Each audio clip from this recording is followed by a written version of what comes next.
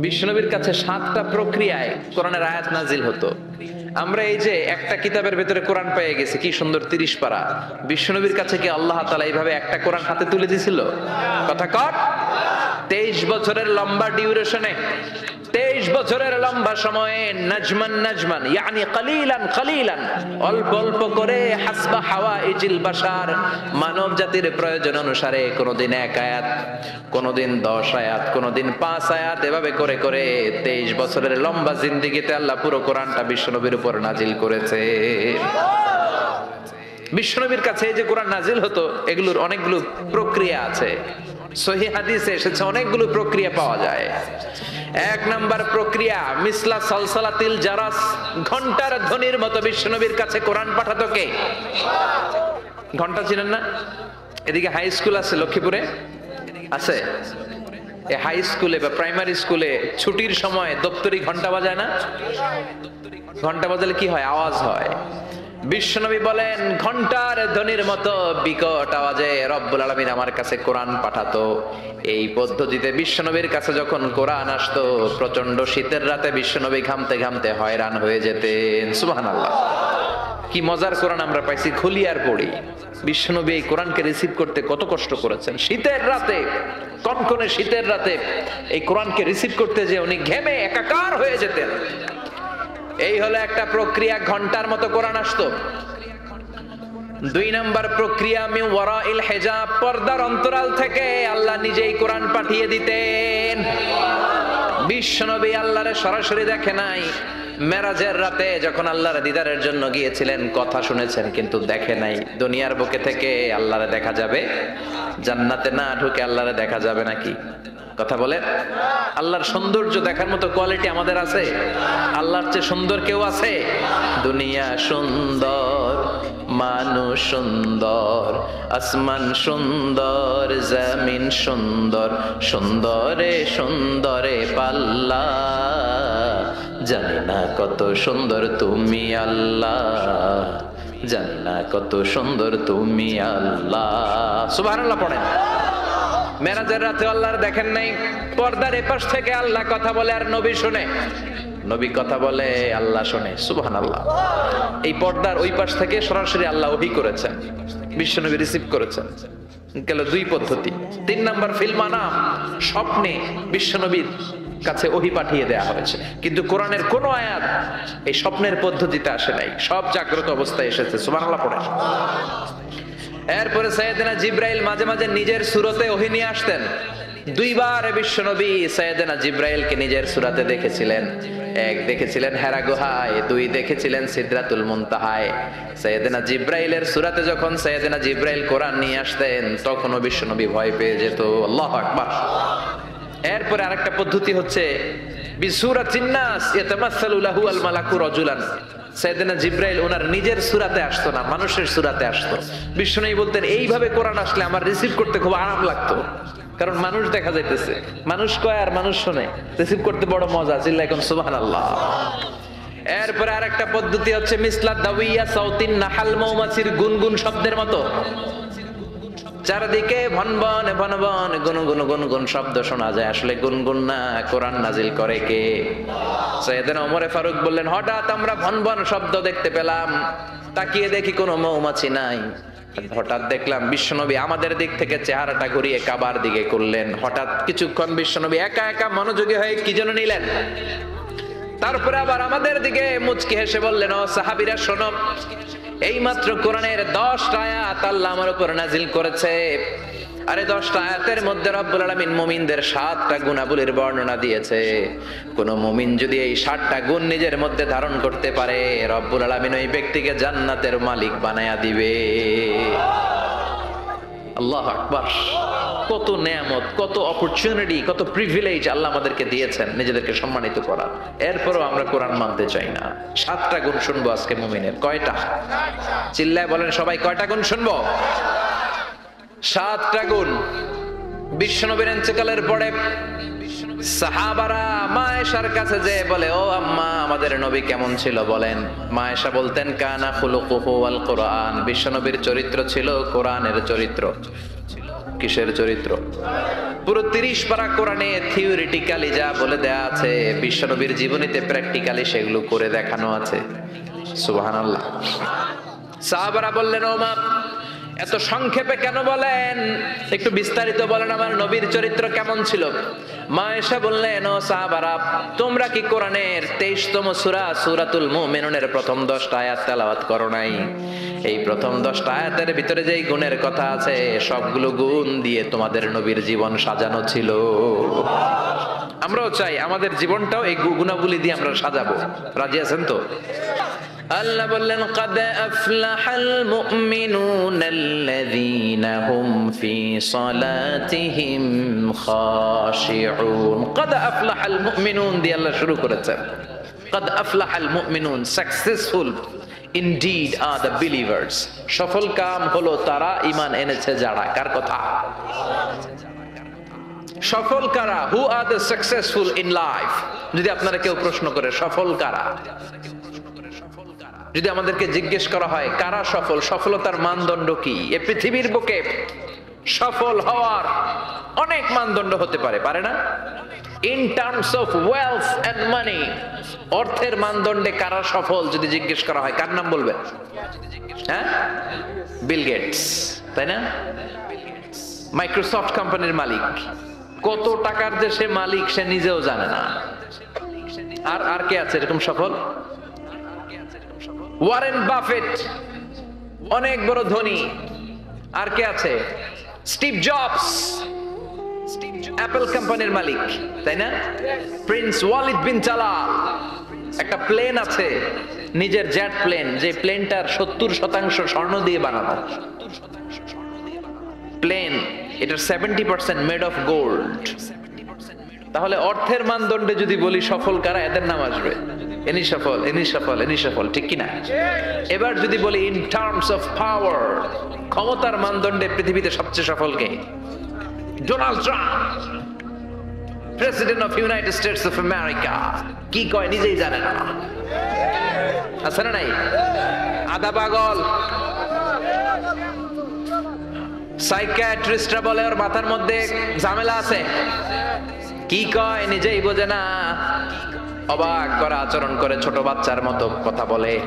তারা বলে গায়ে গতরে ডোনাল্ড ট্রাম্প বড় হয়েছে, কিন্তু মেন্টালিটি বড় হয় নাই, ছোট বাচ্চা। শরীরে বড় হয়েছে কিন্তু তার মানসিক অবস্থা ছোট বাচ্চার মতো, বাচ্চাগুলোকে ঘুষাঘুষি করে রাস্তায়।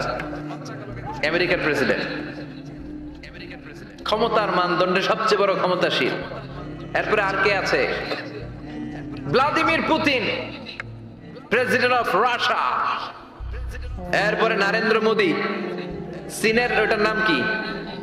চীনের আগে ছিল হু জিনতাও, কি নাম? ওয়াং ফুয়াং সোয়াং জোয়াং ফুয়াং, এগুলো বললে ওদের নাম হয়ে যায়। তোর নাম হচ্ছে হু জিনতাও। এখন আরেকটা কি যেন জি জিং, এরকম একজন আসছে। হ্যাঁ, জি জিং ক্ষমতার মানদণ্ডে অনেক ক্ষমতাশীল। অ্যাঞ্জেলা মার্কেল আছে, এটা এরা হচ্ছে ক্ষমতার মানদণ্ডে সফল। তাহলে অর্থের মানদণ্ডে একদল সফল, ক্ষমতার মানদণ্ডে আরেক দল সফল। এবার যদি বলি in terms of name and fame, ক্ষমতা নয়, অর্থ নয়, জনপ্রিয়তা বললেই চিনে। মেসি আছে না নাই? ওই সব চিনে, মুখস্থ। নাম কি? মাসিনা বেটা, মেসি। নেইমার আপনিও জানেন, সর্বনাশ, কিয়ামতের আলামত, হুজুরও জানে। কি নাম? নেইমার। আর কি আছে এরকম? রোনাল্ডো। আর কি আছে? এক নামে চিনে, গোটা বিশ্ব চিনে। বাংলাদেশের জনপ্রিয়তার বিচারে যদি বলি, এক নামে শেখ হাসিনা, সবাই চিনে। হ্যাঁ, খালেদা জিয়া এক নামে চিনে, মাশরাফি বিন মুর্তজা এক নামে চিনে। এখন আর একটা আছে হিরো আলম, আছে না নাই? In terms of name and fame. Allama Delwar Hossain Sayeedi এক নামে 17 কোটি বাংলাদেশের মানুষ চিনে। চিল্লায় বলো ঠিক কিনা? এটা হচ্ছে in terms of name and fame, খ্যাতি, যশ, জনপ্রিয়তা। তার মানে দুনিয়ার বুকে অর্থের মানদণ্ডে কিছু লোক সফল, আবার ক্ষমতার মানদণ্ডে কিছু লোক দুনিয়ার বুকে সফল, আবার জনপ্রিয়তার মানদণ্ডে কিছু নাম বললেই সবাই চিনে। অমিতাভ বচ্চন, শাহরুখ খান, আমির খান, সালমান খান, খয়ার খান, আছে না নাই? তো অর্থের মানদণ্ডে কেউ সেরা সফল, ক্ষমতার মানদণ্ডে কেউ সফল, জনপ্রিয়তার মানদণ্ডে সফল। আল্লাহ বলে আমার কাছে এগুলো মানদণ্ড না। আল্লাহ বলে ক্ষমতা আমার কাছে মানদণ্ড না সফল হওয়ার, অর্থ আমার কাছে সফলতার মানদণ্ড না, জনপ্রিয়তাও আমার কাছে সফলতার মানদণ্ড না। আমার কাছে সফলতার মানদণ্ড হলো ঈমান। আল্লাহর কাছে সফলতার মানদণ্ড কি? দুনিয়াতে আপনার টাকা আছে, ক্ষমতা আছে, আপনি বের হলে সামনে গাড়ি, পেছনে গাড়ি, সামনে পুলিশ, পেছনে পুলিশ, সামনে বডিগার্ড, পেছনে বডিগার্ড, কিন্তু আল্লাহর কাছে এই ক্ষমতার 4 আনা দাম নাও থাকতে পারে। চিল্লায় এখন ঠিক কিনা? আল্লাহ বলেন ক্ষমতা আমার কাছে সফলতার মানদণ্ড না, অর্থ আমার কাছে সফলতার মানদণ্ড না, জনপ্রিয়তা আমার কাছে সফলতার মানদণ্ড না। আমি আল্লাহর কাছে সফলতার মানদণ্ড হলো ঈমান। আল্লাহর কাছে সফলতার মানদণ্ড কি? ঈমান যদি না থাকে তার কোনো দাম in the day of judgement আল্লাহর কাছে আছে? চিল্লায় বলেন আছে? সেজন্য আল্লাহ বললেন ক্বাদ আফলাহাল মুমিনুনাল্লাযীনা হুম ফি সালাতিহিম খাশিউন। এই দুনিয়া এবং আখিরাতে সফল হয়েছে তারা, আল্লাহর উপর ঈমান এনেছে যারা। ঠিক কি না? সফল হয়েছে কারা? ঈমান এনেছে যারা। চিল্লায় উত্তর দেন, সফল হয়েছে কারা? নাকি যাদের টাকা বেশি এরা সফল, ক্ষমতা বেশি এরা সফল, এক নামে সারা বিশ্ব চিনে, সেলিব্রিটি এরা সফল? সফল হচ্ছে ঈমানদার। আমরা সেই ঈমানদার গোষ্ঠীর মানুষ, আমরা সেই ঈমানের পথের সৈনিক। চিল্লায় বলেন ঠিক কি না? আল্লাহ বললেন ক্বাদ আফলাহাল মুমিনুনাল্লাযীনা হুম ফি সালাতিহিম খাশিউন। আমার কাছে সফলতার মানদণ্ড হলো ঈমান। আমার কাছে সফল হলো তারা, ঈমান এনেছে যারা। কিন্তু ঈমানটা আধা আধা মানলে হবে না, পুরাপুরি ঈমান থাকতে হবে। ঠিক কি না? কেউ যদি বলে কোরআনের আধা মানি না, মুমিন না কাফের? কেউ যদি বলে আমি এই সূরা মানি ওই সূরা মানি না, মুমিন না কাফের? কেউ যদি এইটা ভাল লাগে, আমার দলের জন্য যেটা সুবিধা ওইটা মানি, আমার দলের জন্য যেটা ঝামেলা ওইটা মানি না, এরকম আছে না নাই? মিষ্টি খাওয়ার সুন্নত মানে, মায়ের খাওয়া যে সুন্নত মানে না, আছে না নাই? মিষ্টি মিষ্টি কথা মানে, ঝুঁকি নেওয়া যে সুন্নাত ওইটা মানে না, এরকম আছে না নাই? সুন্নাত নয় শুধু সুমধুর আলাপন, আর সুন্নাত হলো হুঙ্কার গর্জন। ঠিক কি না? সুন্নাত শুধু নয় নির্জন ধ্যানে যাওয়া, আর সুন্নাত হলো পাথরের আঘাত খাওয়া। মোহাব্বতে তার সুদিনের সাথী তুমি, দুর্দিনেও তার পাশে থাকো কি? আরো কিছু সুন্নাত আছে তুমি জানো কি? জানলেও জীবনে কখনো তা মানো কি?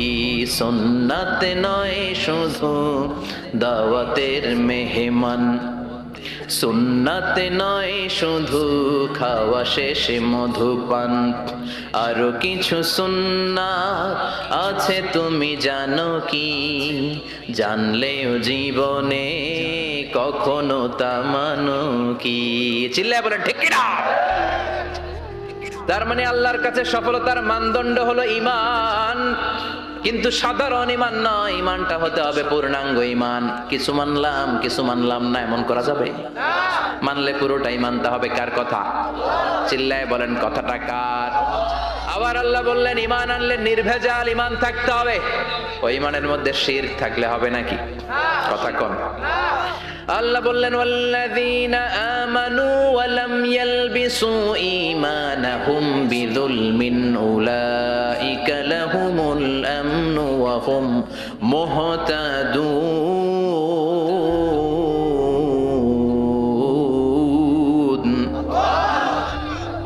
ঈমান আনার পরে ইমানের সাথে যদি শিরকে তোমরা না মিলাও, তখন তোমাদের ইমানটা নির্ভেজাল ইমান হবে। তখন দুনিয়ার জীবনে তোমাদেরকে নিরাপত্তা দিবে কে? আবার হেদায়েত দিয়ে তোমাদেরকে ধন্য করবে কে? তার মানে ইমান হতে হবে নির্ভেজাল। ইমানের মধ্যে শিরক থাকলে হবে? কথা কন। আল্লাহ সব মাফ করে, শিরক মাফ করে? করে না। আপনি কিয়ামতের দিন পাহাড় পরিমাণ গুনাহ নিয়ে আল্লাহর সামনে হাজির হয়েছেন, কিন্তু এই গুনার মধ্যে শিরকের গুনাহ নাই। আল্লাহ বললেন, তাহলে আমি পাহাড় পরিমাণ দয়া নিয়ে তোর কাছে হাজির হয়ে যাব। আবার আমরা যখন নামাজে দাঁড়াই, আল্লাহ বললেন, ওযু করলি ভালো কথা, মসজিদে ঢুকলি ভালো কথা, নামাজের কাতারেও দাঁড়ালি ভালো কথা, কিন্তু আগে বল শিরকের সাথে সম্পর্ক আছে নাকি? আমরা বলি ওয়াজ্জাহাতু ওয়াজহিয়া লিল্লাযী ফাতারাস সামাওয়াতি ওয়াল আরদা হানিফান ওয়া মা আনা মিনাল মুশরিকিন। আমরা নামাজের শুরুতে ঘোষণা দেই, আল্লাহ ওমা আনা মিনাল, আল্লাহ আমরা শিরক করি না, শিরকের সাথে আমাদের কোনো সম্পর্ক। আবার যখন হজ করতে যাই, লক্ষ লক্ষ হাজী সাহেবান আরাফাতের ময়দানে কাঁদে, আল্লাহর কাছে ডাকে, আল্লাহরে ডাকতে থাকে। আল্লাহ বলে, ডাকাডাকি পরে কর, হজ পরে কর, আগে বল শিরক করস নাকি? তখন সবাই ঘোষণা দেয়, লাব্বাইক আল্লাহুম্মা লাব্বাইক, লাব্বাইক লা শারীকা লাক লাব্বাইক, আল্লাহ আপনার সাথে শরীক করি না। এই ঘোষণা দেওয়ার পরে এরপরে হজ কবুল হয়, এরপরে সালাত কবুল হয়। তাহলে ঈমান হতে হলে এটা নির্ভেজাল ঈমান হতে হবে। ওই ঈমানের সাথে শিরকের কোনো ছোঁয়া, কোনো ছিটে ফোঁটা সেখানে থাকতে পারবে। আল্লাহ বলে, ঈমান যদি নির্ভেজাল হয় আর যদি ঈমানটা পাকাপোক্ত হয়, তাহলে তোমাদের সাহায্যের জন্য গায়েবী মদদ আমি পাঠিয়ে দেব। সুবহানাল্লাহ। ওয়ালা তাহিনু ওয়ালা তাহজানু ওয়া আনতুমুল আ'লাউনা ইন কুনতুম মুমিনিন। ভয় নাই, বিপদ নাই, চিন্তা নাই। ঈমানদারের মতো যদি ঈমানদার হও, ঈমানটা যদি ওই রকম হয়, তাহলে কোনো চিন্তা নাই, আমি আল্লাহর সাহায্য তোমাদের সাথে আছে না নাই? নবীদের ঈমান ছিল সেই রকম ঈমান, ঈমানের মতো ঈমান, ঠিক কি না? নবী মুসার মতো ঈমান হলে রাস্তা হবে সাগর জলে। নবী ইউসুফের মতো ঈমান হলে একে একে দরজা খোলে। নবী ইব্রাহিমের মতো ঈমান যদি আজও থাকে বিদ্যমান, অগ্নিকুণ্ডে দেখতে পাবে খুবসুরত এক ফুল বাগান। সুবহানাল্লাহ পড়েন। এজন্য ঈমানের মতো ঈমান হলে সাহায্য পাঠাবে কে? আল্লাহ বললেন, ওয়ালা তাহিনু ওয়ালা তাহজানু ওয়া আনতুমুল আ'লাউনা ইন কুনতুম মুমিনিন। ভয় পেও না, চিন্তা করো না, আল্লাহর সাহায্য আছে না নাই? বিপদ যত বেশি আসে, পরীক্ষা যত বেশি আসে, বিজয়ের পতাকা পতপত করে উড়ার সময়টা কাছে আসতে থাকে, ঠিক কি না? আকাশে যখন ঘুটঘুটে বেশি অন্ধকার দেখা যায়, প্রচন্ড অন্ধকারে যখন আকাশ একেবারে ছেয়ে যায়, রাত্রি যখন গভীর হয়ে যায়, সুবহে সাদিকের আলো আসার সময়টা কাছে আসতে থাকে, ঠিক কিনা? গর্ভবতী নারীর পেটের প্রসব বেদনা যত বেড়ে যায়, নতুন মেহমান দুনিয়াতে আসার সময় ঘনাতে থাকে, তেমনি ইমানদারের উপর আযাব গজব অত্যাচার যত বাড়তে থাকে, ইসলামের বিজয়ের সময়টাও কাছে আসতে থাকে। এজন্য ঈমান হতে হবে ঈমানদারের মতো, ঈমান হতে হবে পাক্কা ঈমান। চিল্লায় বলেন ঠিক কিনা? সে আল্লাহ বললেন, قد أفلح المؤمنون الذين هم في صلاتهم خاشعون. Successful indeed are the believers. সফল হলো তারা ঈমান এনেছে যারা। কার কথা? চিল্লায় বলেন। জিমায় পড়ছেন? কষ্ট হচ্ছে?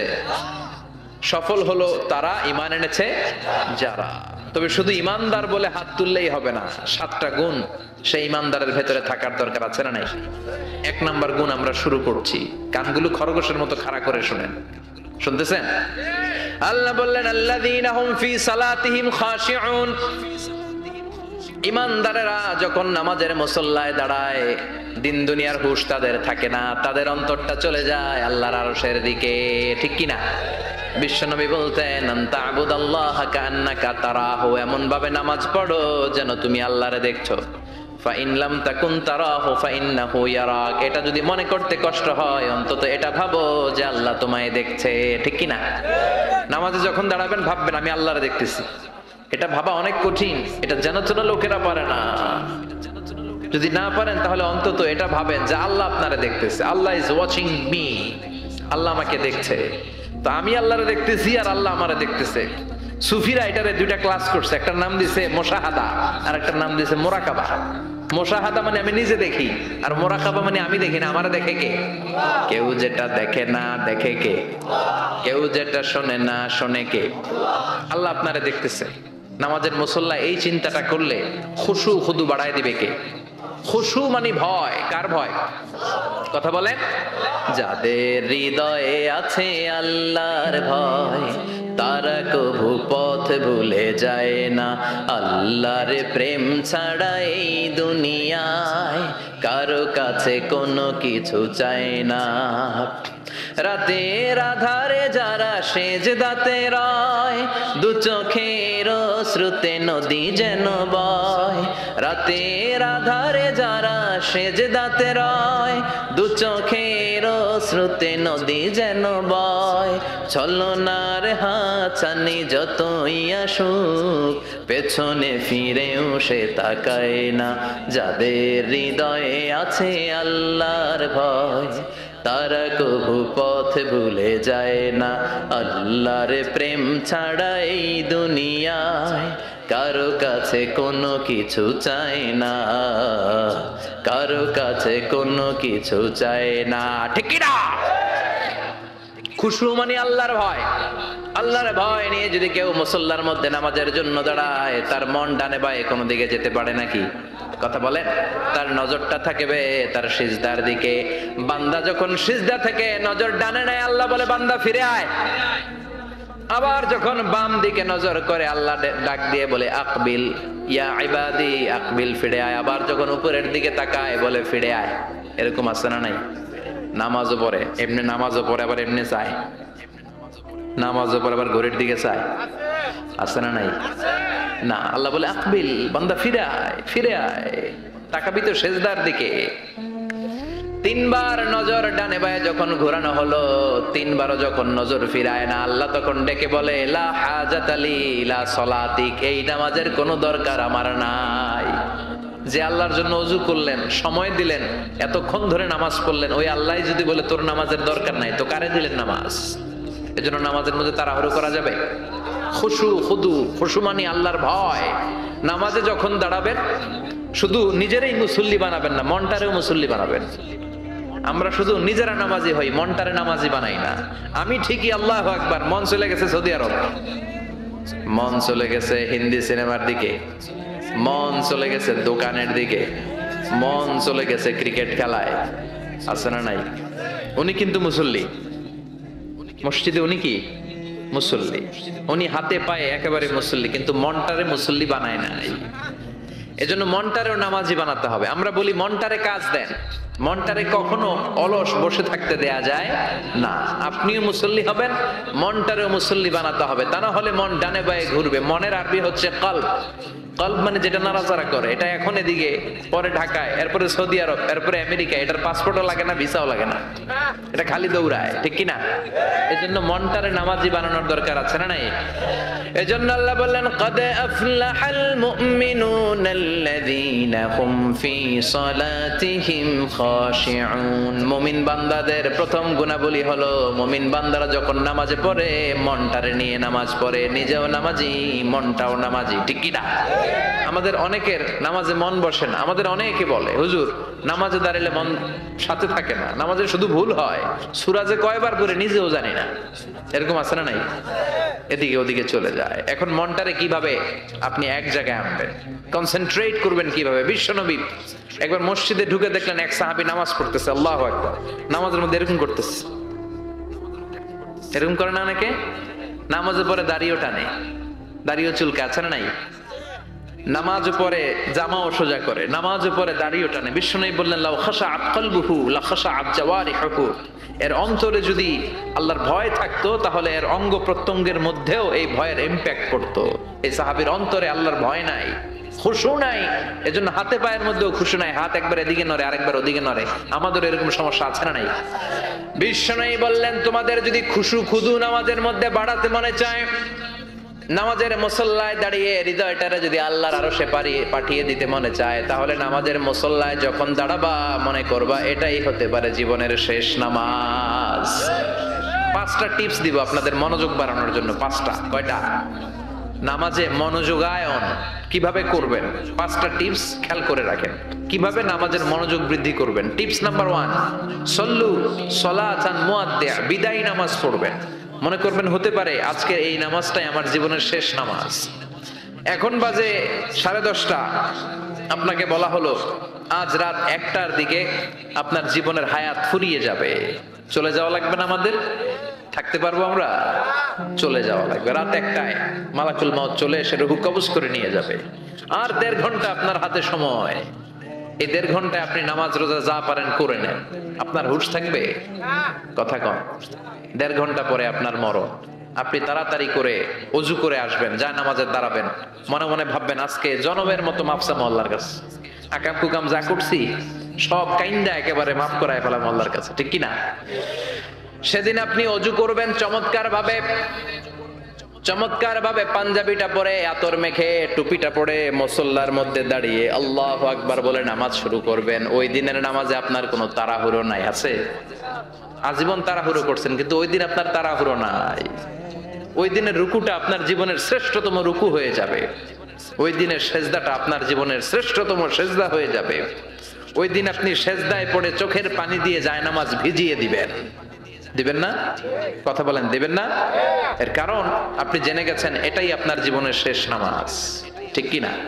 তো এই যে প্রত্যেক নামাজের সময় মসজিদে যে আল্লাহু আকবার বলে যে দাঁড়াই, এই নামাজের পরে আবার কোন নামাজের চান্স আমি জীবনে পাবো কিনা কোনো গ্যারান্টি আছে? চিল্লায় বলতে হবে, গ্যারান্টি আছে?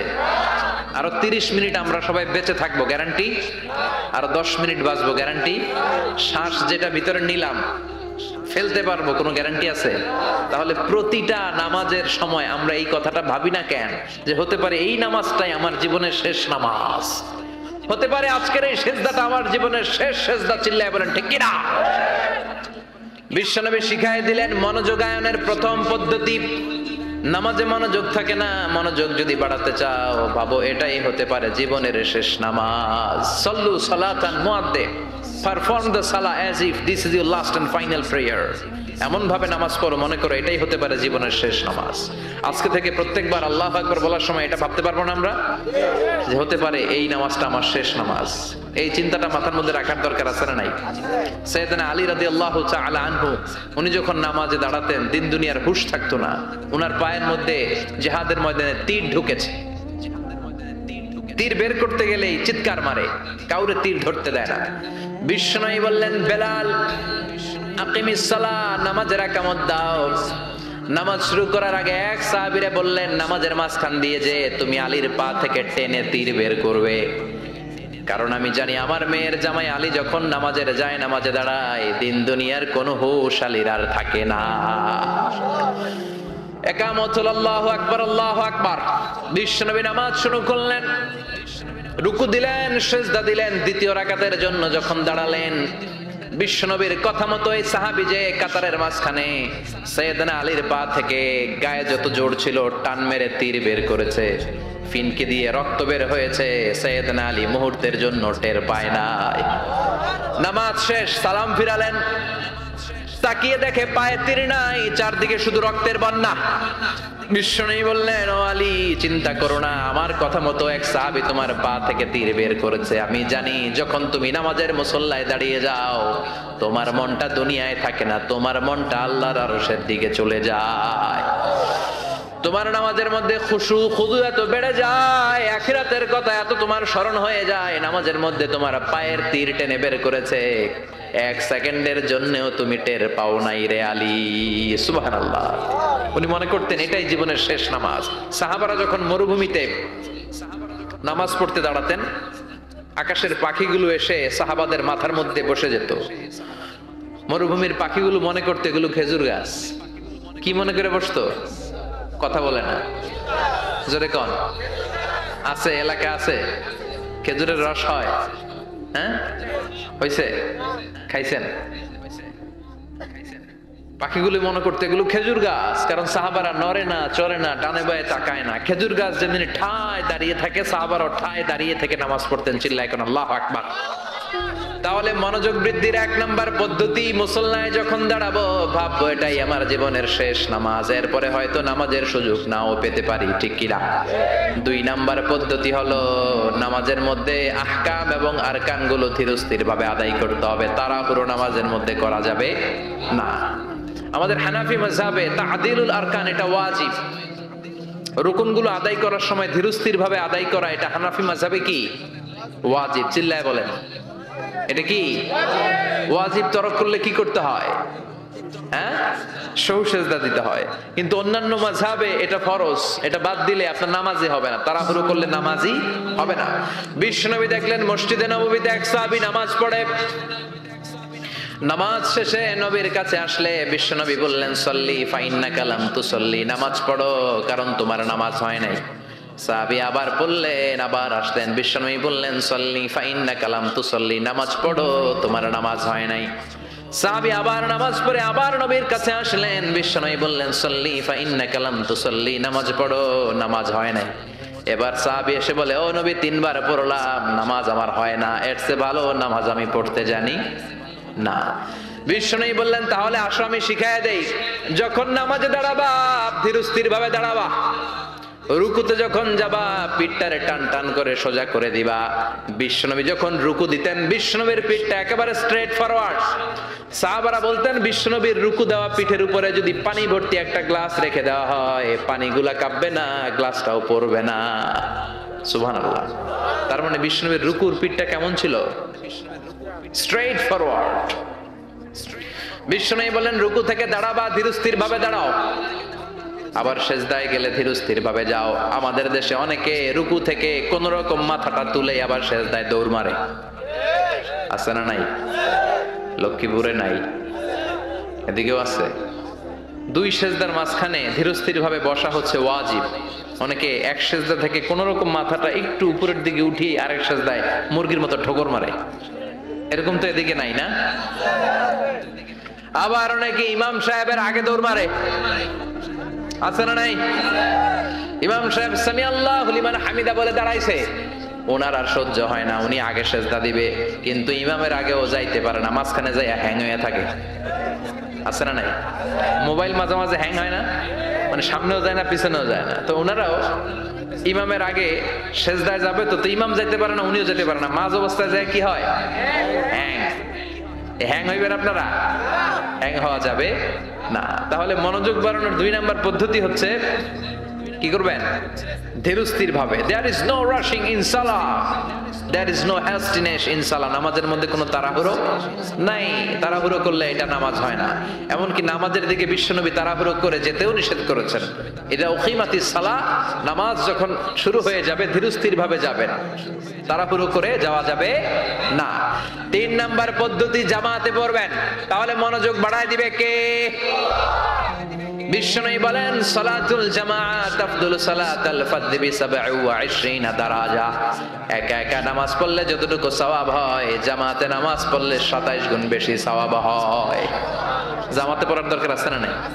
জামাতে পড়লে আর মনোযোগ এদিক সেদিক যায় না। সবাই আল্লাহু আকবার, আমি আল্লাহু আকবার, সবাই আসসালামু আলাইকুম ওয়া রাহমাতুল্লাহ, আমি আসসালামু আলাইকুম ওয়া রাহমাতুল্লাহ। মন আমার এদিক সেদিক যাওয়ার সুযোগ আছে কম, ঠিক কি না? 4 নাম্বার, নামাজে যা বলেন অর্থ বোঝার চেষ্টা করেন। আমরা সালাতে যেটা বলি এটার অর্থ বুঝি না। আমরা প্রতিদিন বলি আলহামদুলিল্লাহি রাব্বিল আর রহমানির মালিকি, আবার বলি সামি আল্লাহু লিমান হামিদা, কি কইলাম বুঝি নাই। সুবহান রাব্বিয়াল আলা মানে কি জানি না। আত-তাহিয়াত লিল্লাহি ওয়াস সালাওয়াত ওয়াত তাইয়্যিবাত অর্থ কি জানি না। এজন্য সালাতে যা বলেন এটা বুঝে বুঝে বলার চেষ্টা করেন। এট লিস্ট সালাতে যেটা আপনি পড়েন এটার অর্থটা শেখার চেষ্টা করেন, তাহলে বললে হৃদয়ের মধ্যে টাচ লাগবে, অন্তরে দরদ লাগবে, চিৎকার করে বলেন ঠিক কি না। 5 নাম্বার পদ্ধতি, নামাজের মধ্যে যে সুন্নাত গুলো আছে সুন্নাত গুলো আদায় করবেন, তাহলে নামাজের মধ্যে মনোযোগ বাড়ায়া দিবে কে? হাত তোলা সুন্নাত তোলেন। রফউল ইয়াদাইন যদি করেন, অভ্যাস যদি থাকে বারবার হাত তোলা তুলেন, প্রতিবার তুললে 10টা করে সওয়াব। আমিন বলবেন যে মসজিদে জোরে জোরে বলেন, আস্তে তো আস্তে বলেন, কিন্তু বললেন, বলার দরকার আছে না নাই?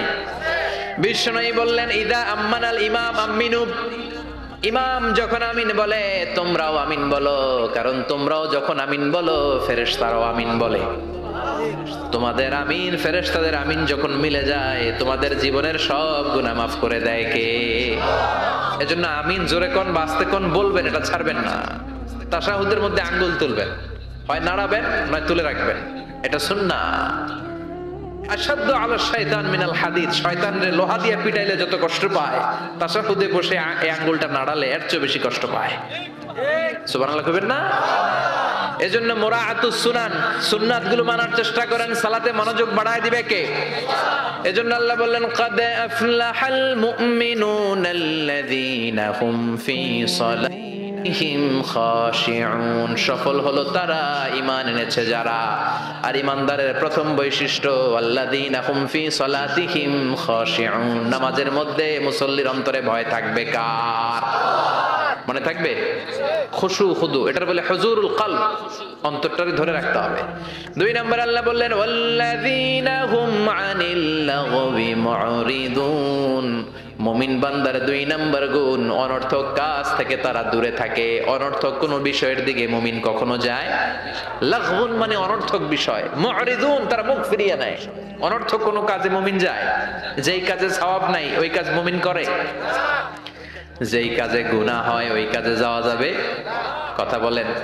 মুমিন যাবে ওই কাজে যেই কাজ করলে মানবতার কল্যাণ আছে না নাই? মুমিন করবে ওই কাজ যেই কাজ করলে আমলনামাটারে সওয়াব দিয়ে পূর্ণ করে দিবে কে? এজন্য বিশ্বনবী বলতেন মিন হুসনি ইসলামিল মারই তারকুহু মা লা ইয়ানি, ব্যক্তির ইসলামের সৌন্দর্য হলো ব্যক্তি তার জীবন থেকে অনর্থক সব কাজ বের করে দিবে। যাই করবেন অর্থবোধক হইতে হবে। অনর্থক কোনো কাজ করা যাবে? কথা কন। আপনি যেটা বলবেন এটার যেন অর্থ থাকে, আপনি যেটা করবেন এটার যেন অর্থ থাকে। আপনি যে অর্থটা খরচ করবেন, সম্পদ খরচ করবেন, এটাও অনর্থক অপ্রয়োজনে খরচ করা যাবে? অপ্রয়োজনে কোনো কাজ করা যাবে? কারণ মুমিন জানে মুমিনের মুখ দিয়ে যেটাই বের হয় এটা লেখার জন্য ফেরেশতা আছে না নাই?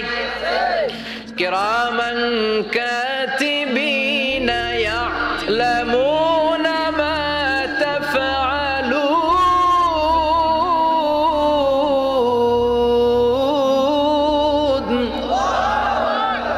যাই করি ভালো হোক কিংবা মন্দ হোক লিখে রাখার জন্য কিরামান কাতিবিন আছে না নাই? আবার মুমিন জানে মা ইয়ালফিযু মিন কাউলিন ইল্লা লাদাইহি রাকীবুন আতীদ, মুমিন তার মুখ দিয়ে যেটা বের করে সেটা লিখে রাখার জন্য ফেরেশতা আছে না নাই? এজন্য মুমিন যেটাই করবে এটা অর্থবোধক হবে। অনর্থক কোনো কাজ করা যাবে? অনর্থক কোনো বাক্য উচ্চারণ করা যাবে? মুমিন তার চোখ দিয়ে ওই জিনিসটাই দেখবে যেটা দেখলে সওয়াব আছে না নাই? মুমিন মুখ দিয়ে সেটাই পড়বে, সেটাই উচ্চারণ করবে যেটা উচ্চারণ করলে প্রতি অক্ষরে অক্ষরে সওয়াব দিবে কে? চিল্লায় বলেন কে?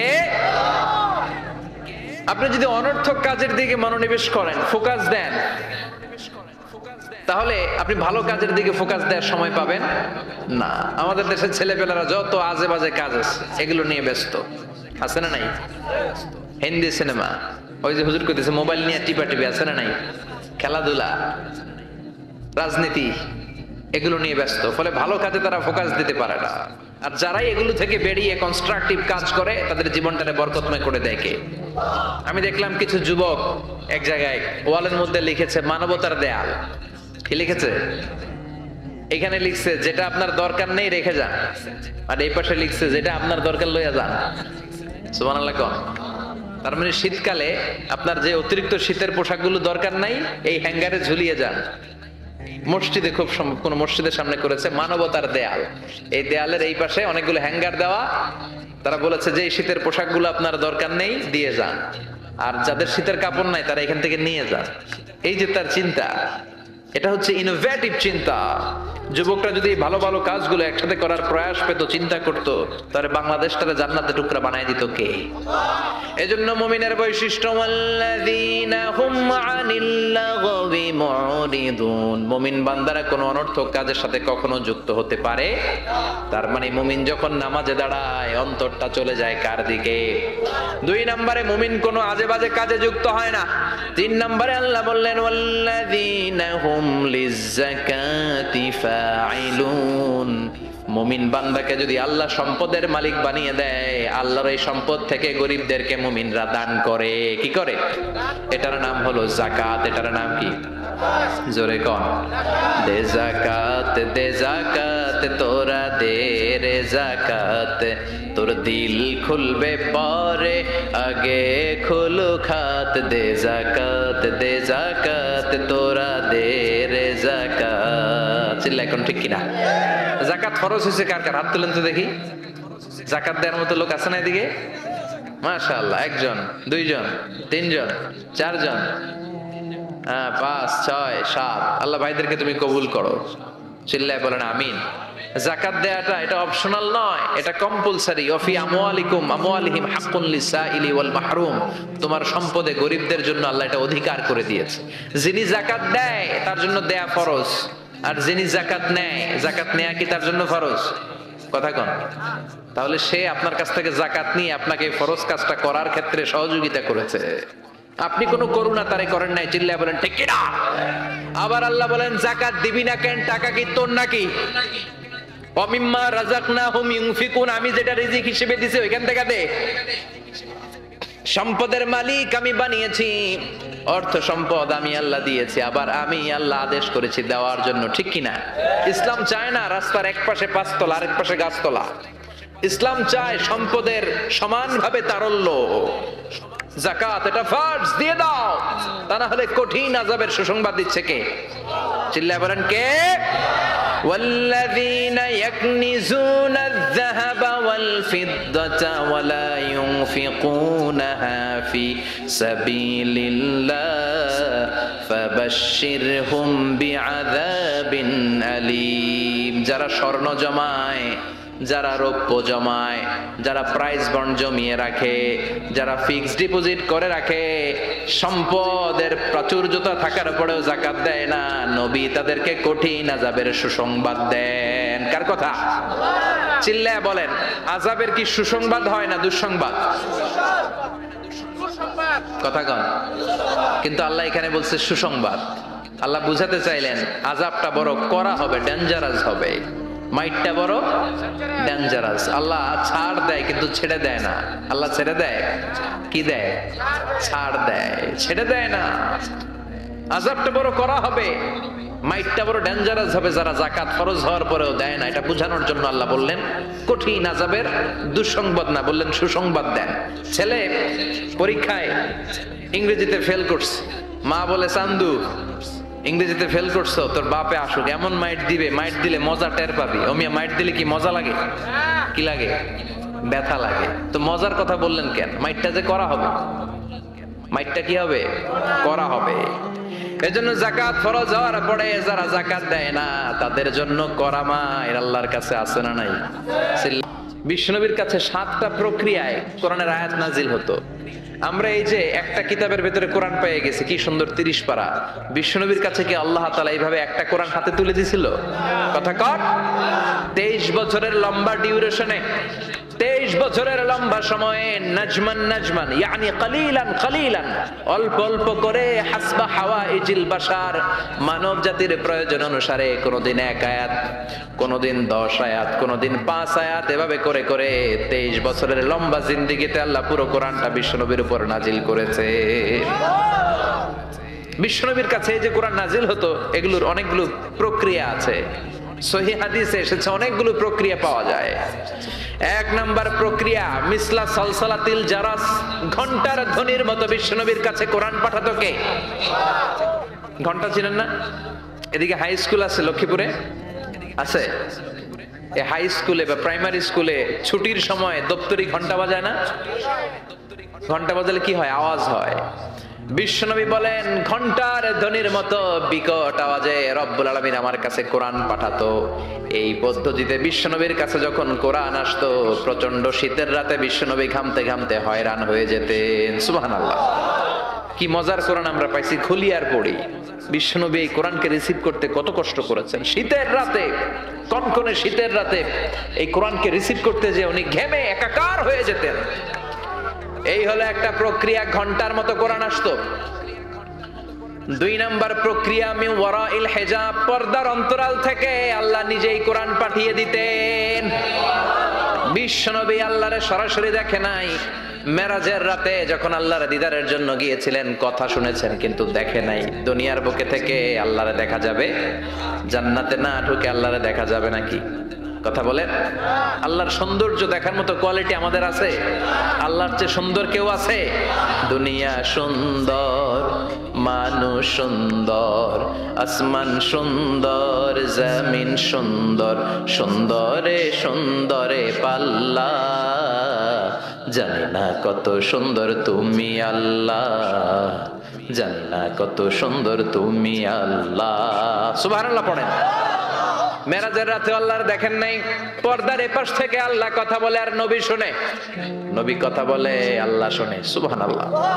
এই পর্দার ওই পাশ থেকে সরাসরি আল্লাহ ওহী করেছেন, বিশ্বনবী রিসিভ করেছেন। গেল 2 পদ্ধতি। 3 নাম্বার ফিল মানাম, স্বপ্নে বিশ্বনবীর কাছে ওহী পাঠিয়ে দেয়া হয়েছে। কিন্তু কোরআনের কোন আয়াত এই স্বপ্নের পদ্ধতিতে আসে নাই, সব জাগ্রত অবস্থায় এসেছে। সুবহানাল্লাহ পড়ে। এরপরে সাইয়েদনা জিব্রাইল মাঝে মাঝে নিজের সূরতে ওহী নিয়ে আসতেন। 2 বার বিশ্বনবী সাইয়েদনা জিব্রাইলকে নিজের সূরাতে দেখেছিলেন। 1 দেখেছিলেন হেরা গুহায়, 2 দেখেছিলেন সিদরাতুল মুনতাহায়। সাইয়েদনা জিব্রাইলের সূরাতে যখন সাইয়েদনা জিব্রাইল কোরআন নিয়ে আসতেন, তখনও বিশ্বনবী ভয় পেয়ে যেত। আল্লাহু আকবার। এরপরে আরেকটা পদ্ধতি হচ্ছে বিসূরাতিন নাস ইয়াতামাসসালু লাহু আল মালাকু রাজুলান। সাইয়েদনা জিব্রাইল ওনার নিজের সূরাতে আসতো না, মানুষের সূরাতে আসতো। বিশ্বনবী বলতেন, এইভাবে কোরআন আসলে আমার রিসিভ করতে খুব আরাম লাগতো, কারণ মানুষ দেখা যাইতেছে, মানুষ কয় আর মানুষ শুনে, রিসিভ করতে বড় মজা। চিল্লায় কোন সুবহানাল্লাহ। এরপরে আরেকটা পদ্ধতি হচ্ছে মিসলা দাওয়িয়া সাউতিন নাহাল, মৌমাছির গুনগুন শব্দের মতো। চারদিকে ভনভন ভনভন গুনগুন গুনগুন শব্দ শোনা যায়, আসলে গুনগুন না, কোরআন নাজিল করে কে? সাইয়েদনা ওমরে ফারুক বললেন, হঠাৎ আমরা ভনভন শব্দ দেখতে পেলাম, তাকিয়ে দেখি কোনো মৌমাছি নাই। হঠাৎ দেখলাম বিশ্বনবী আমাদের দিক থেকে চেহারাটা ঘুরিয়ে কাবার দিকে করলেন। হঠাৎ কিছুক্ষণ বিশ্বনবী একা একা মনোযোগী হয়ে কি যেন নিলেন। তারপরে আবার আমাদের দিকে মুচকি হেসে বললেন, ও সাহাবীরা শোনো, এই মাত্র কোরআনের 10টা আয়াত আল্লাহ আমার উপর নাজিল করেছে। আরে 10টা আয়াতের মধ্যে রব্বুল আলামিন মুমিনদের 7টা গুণাবলীর বর্ণনা দিয়েছে। কোন মুমিন যদি এই 7টা গুণ নিজের মধ্যে ধারণ করতে পারে, রব্বুল আলামিন ওই ব্যক্তিকে জান্নাতের মালিক বানায়া দিবে। আল্লাহু আকবার। কত নেয়ামত, কত অপরচুনিটি, কত প্রিভিলেজ আল্লাহ আমাদেরকে দিয়েছেন নিজেদেরকে সম্মানিত করার। এরপরও আমরা কোরআন মানতে চাই না। 7টা গুণ শুনবো আজকে মুমিনের। কয়টা? চিল্লায় বলেন সবাই, কয়টা গুণ শুনবো? 7টা গুণ। বিশ্বনবীর ইন্তেকালের পরে সাহাবারা মা আয়েশার কাছে যে বলে, ও আম্মা, আমাদের নবী কেমন ছিল বলেন? মা আয়েশা বলতেন, কানা খুলুকুহু আল কোরআন। বিশ্বনবীর চরিত্র ছিল কোরআনের চরিত্র। কিসের চরিত্র? পুরো 30 পারা কোরআনে থিওরিটিক্যালি যা বলে দেয়া আছে, বিশ্বনবীর জীবনীতে প্র্যাকটিক্যালি সেগুলো করে দেখানো আছে। সুবহানাল্লাহ। সাহাবারা বললেন, ও মা, এত সংক্ষেপে কেন বলেন? একটু বিস্তারিত বলেন, আমার নবীর চরিত্র কেমন ছিল? মা আয়েশা বললেন, ও সাহাবারা, তোমরা কি কোরআনের 23তম সূরা সূরাতুল মুমিনুনের প্রথম 10টা আয়াত তেলাওয়াত করো নাই? এই প্রথম 10টা আয়াতের ভিতরে যেই গুণের কথা আছে, সবগুলো গুণ দিয়ে তোমাদের নবীর জীবন সাজানো ছিল। আমরাও চাই আমাদের জীবনটাও এই গুণাবলী দিয়ে আমরা সাজাবো। রাজি আছেন তো? আল্লাহ বললেন, قد أفلح المؤمنون الذين هم في صلاتهم خاشعون। قد أفلح المؤمنون দিয়ে আল্লাহ শুরু করেছেন।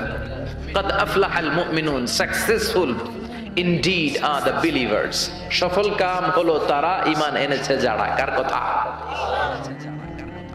সফল কারা? Who are the successful in life. যদি আপনারা কেউ প্রশ্ন করে সফল কারা, যদি আমাদেরকে জিজ্ঞেস করা হয় কারা সফল, সফলতার মানদণ্ড কি? এ পৃথিবীর বুকে সফল হওয়ার অনেক মানদণ্ড হতে পারে, পারে না? In terms of wealth and money, অর্থের মানদণ্ডে কারা সফল যদি জিজ্ঞেস করা হয় কার নাম বলবেন? হ্যাঁ, বিল গেটস, তাই না? মাইক্রোসফট কোম্পানির মালিক, কত টাকার যে সে মালিক সে নিজেও জানে না। আর আর কে আছে এরকম সফল? ওয়ারেন বাফেট, অনেক বড় ধনী।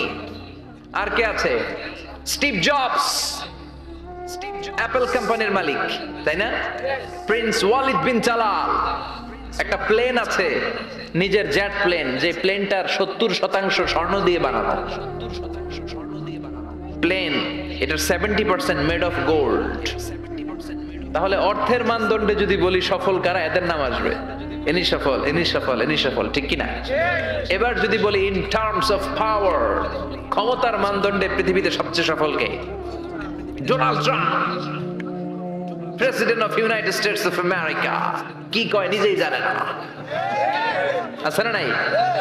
আধা পাগল। সাইকিয়াট্রিস্টরা বলে ওর মাথার মধ্যে ঝামেলা আছে, কি কয় নিজেই বোঝে না। অবাক করা আচরণ করে, ছোট বাচ্চার মতো কথা বলে। তারা বলে গায়ে গতরে ডোনাল্ড ট্রাম্প বড় হয়েছে, কিন্তু মেন্টালিটি বড় হয় নাই, ছোট বাচ্চা। শরীরে বড় হয়েছে কিন্তু তার মানসিক অবস্থা ছোট বাচ্চার মতো, বাচ্চাগুলোকে ঘুষাঘুষি করে রাস্তায়। আমেরিকার প্রেসিডেন্ট, ক্ষমতার মানদণ্ডে সবচেয়ে বড় ক্ষমতাশীল। এরপরে আর কে আছে? Vladimir Putin, president of Russia.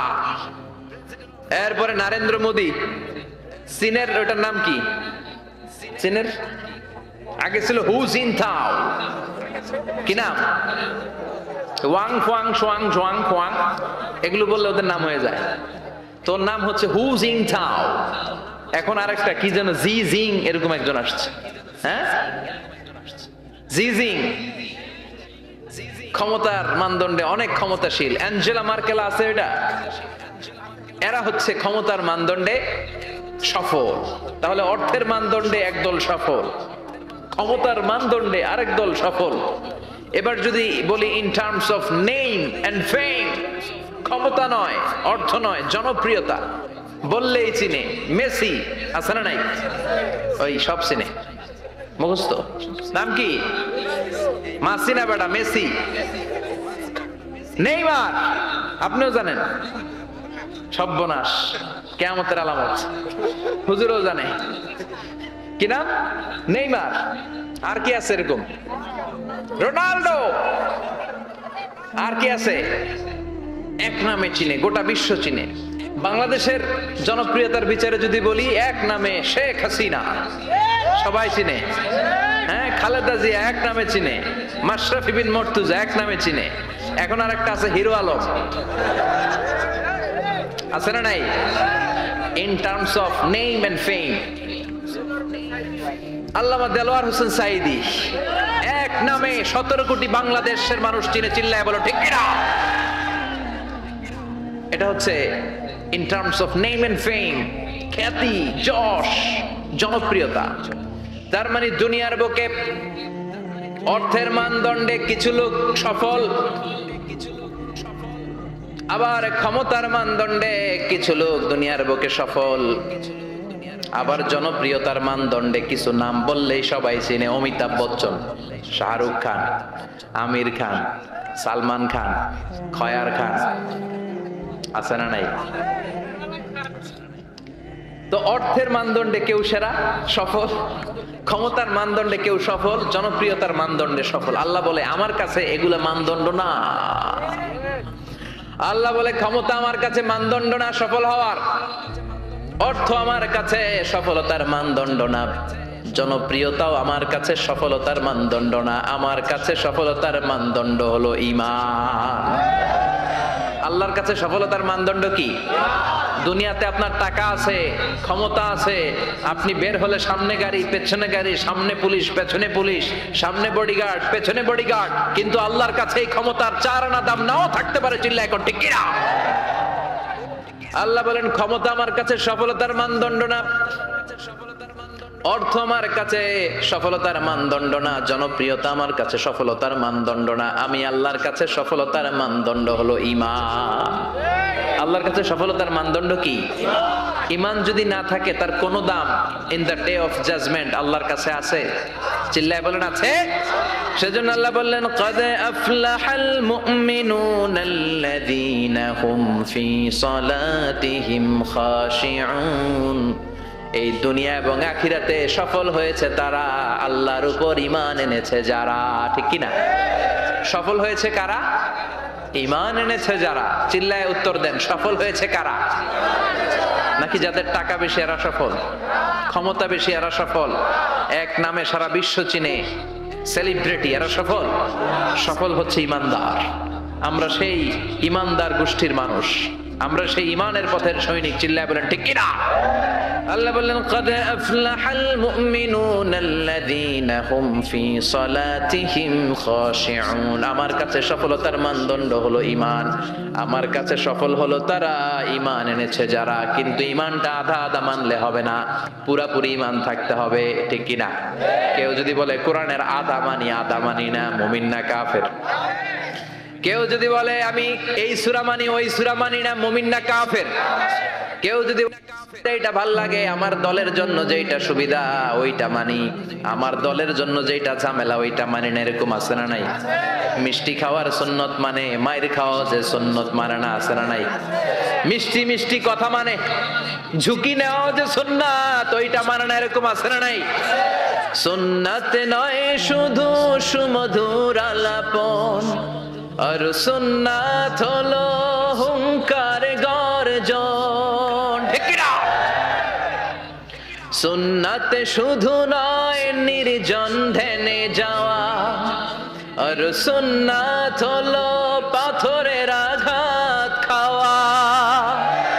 মুহাব্বতে তার সুদিনের সাথী তুমি, দুর্দিনেও তার পাশে থাকো কি?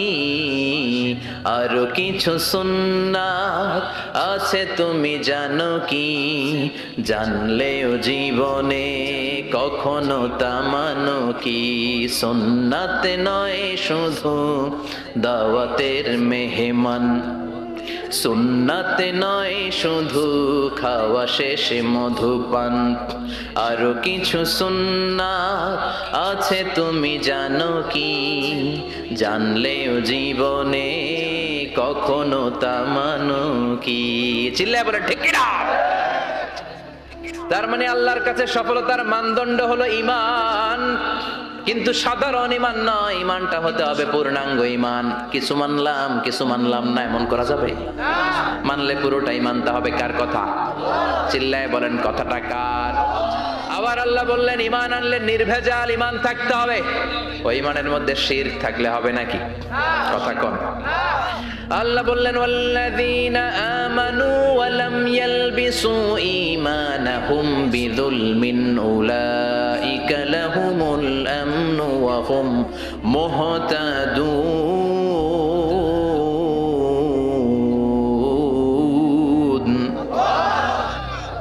ঈমান আনার পরে ঈমানের সাথে যদি শিরকে তোমরা না মিলাও, তখন তোমাদের ঈমানটা নির্ভেজাল ঈমান হবে। তখন দুনিয়ার জীবনে তোমাদেরকে নিরাপত্তা দিবে কে? আবার হেদায়েত দিয়ে তোমাদেরকে ধন্য করবে কে? তার মানে ঈমান হতে হবে নির্ভেজাল। ঈমানের মধ্যে শিরক থাকলে হবে? কথা কন। আল্লাহ সব মাফ করে, শিরক মাফ করে? করে না। আপনি কিয়ামতের দিন পাহাড় পরিমাণ গুনাহ নিয়ে আল্লাহর সামনে হাজির হয়েছেন, কিন্তু ওই গুনার মধ্যে শিরকের গুনাহ নাই। আল্লাহ বললেন তাহলে আমি পাহাড় পরিমাণ দয়া নিয়ে তোর কাছে হাজির হয়ে যাব। আবার আমরা যখন নামাজে দাঁড়াই, আল্লাহ বললেন ওযু করলি ভালো কথা, মসজিদে ঢুকলি ভালো কথা, নামাজের কাতারেও দাঁড়ালি ভালো কথা, কিন্তু আগে বল শিরকের সাথে সম্পর্ক আছে নাকি? আমরা বলি ওয়াজ্জাহাতু ওয়াজহিয়া লিল্লাযী ফাতারাস সামাওয়াতি ওয়াল আরদা হানিফান ওয়া মা আনা মিনাল মুশরিকিন। আমরা নামাজের শুরুতে ঘোষণা দেই আল্লাহ ওমা আনা মিনাল, আল্লাহ আমরা শিরক করি না, শিরকের সাথে আমাদের কোনো সম্পর্ক। আবার যখন হজ করতে যাই, লক্ষ লক্ষ হাজী সাহেবান আরাফাতের ময়দানে কাঁদে, আল্লাহর কাছে ডাকে, আল্লাহরে ডাকতে থাকে। আল্লাহ বলে ডাকাডাকি পরে কর, হজ পরে কর, আগে বল শিরক করস নাকি। তখন সবাই ঘোষণা দেয় লাব্বাইক আল্লাহুম্মা লাব্বাইক, লাব্বাইক লা শারীকা লাক লাব্বাইক, আল্লাহ আপনার সাথে শরীক করি না। এই ঘোষণা দেওয়ার পরে এরপরে হজ কবুল হয়, এরপরে সালাত কবুল হয়। তাহলে ঈমান হতে হলে এটা নির্ভেজাল ঈমান হতে হবে। ওই ঈমানের সাথে শিরকের কোনো ছোঁয়া, কোনো ছিটে ফোঁটা সেখানে থাকতে পারবে। আল্লাহ বলে ঈমান যদি নির্ভেজাল হয় আর যদি ঈমানটা পাকাপোক্ত হয়, তাহলে তোমাদের সাহায্যের জন্য গায়েবী মদদ আমি পাঠিয়ে দেব। সুবহানাল্লাহ। ওয়ালা তাহিনু ওয়ালা তাহজানু ওয়া আনতুমুল আ'লাউনা ইন কুনতুম মুমিনিন। ভয় নাই, বিপদ নাই, চিন্তা নাই। ঈমানদারের মতো যদি ঈমানদার হও, ঈমানটা যদি ওই রকম হয়, তাহলে কোনো চিন্তা নাই, আমি আল্লাহর সাহায্য তোমাদের সাথে আছে না নাই। নবীদের ঈমান ছিল সেই রকম ঈমান, ঈমানের মতো ঈমান, ঠিক কি না? নবী মুসার মতো ঈমান হলে রাস্তা হবে সাগর জলে। নবী ইউসুফের মতো ঈমান হলে একে একে দরজা খুলে।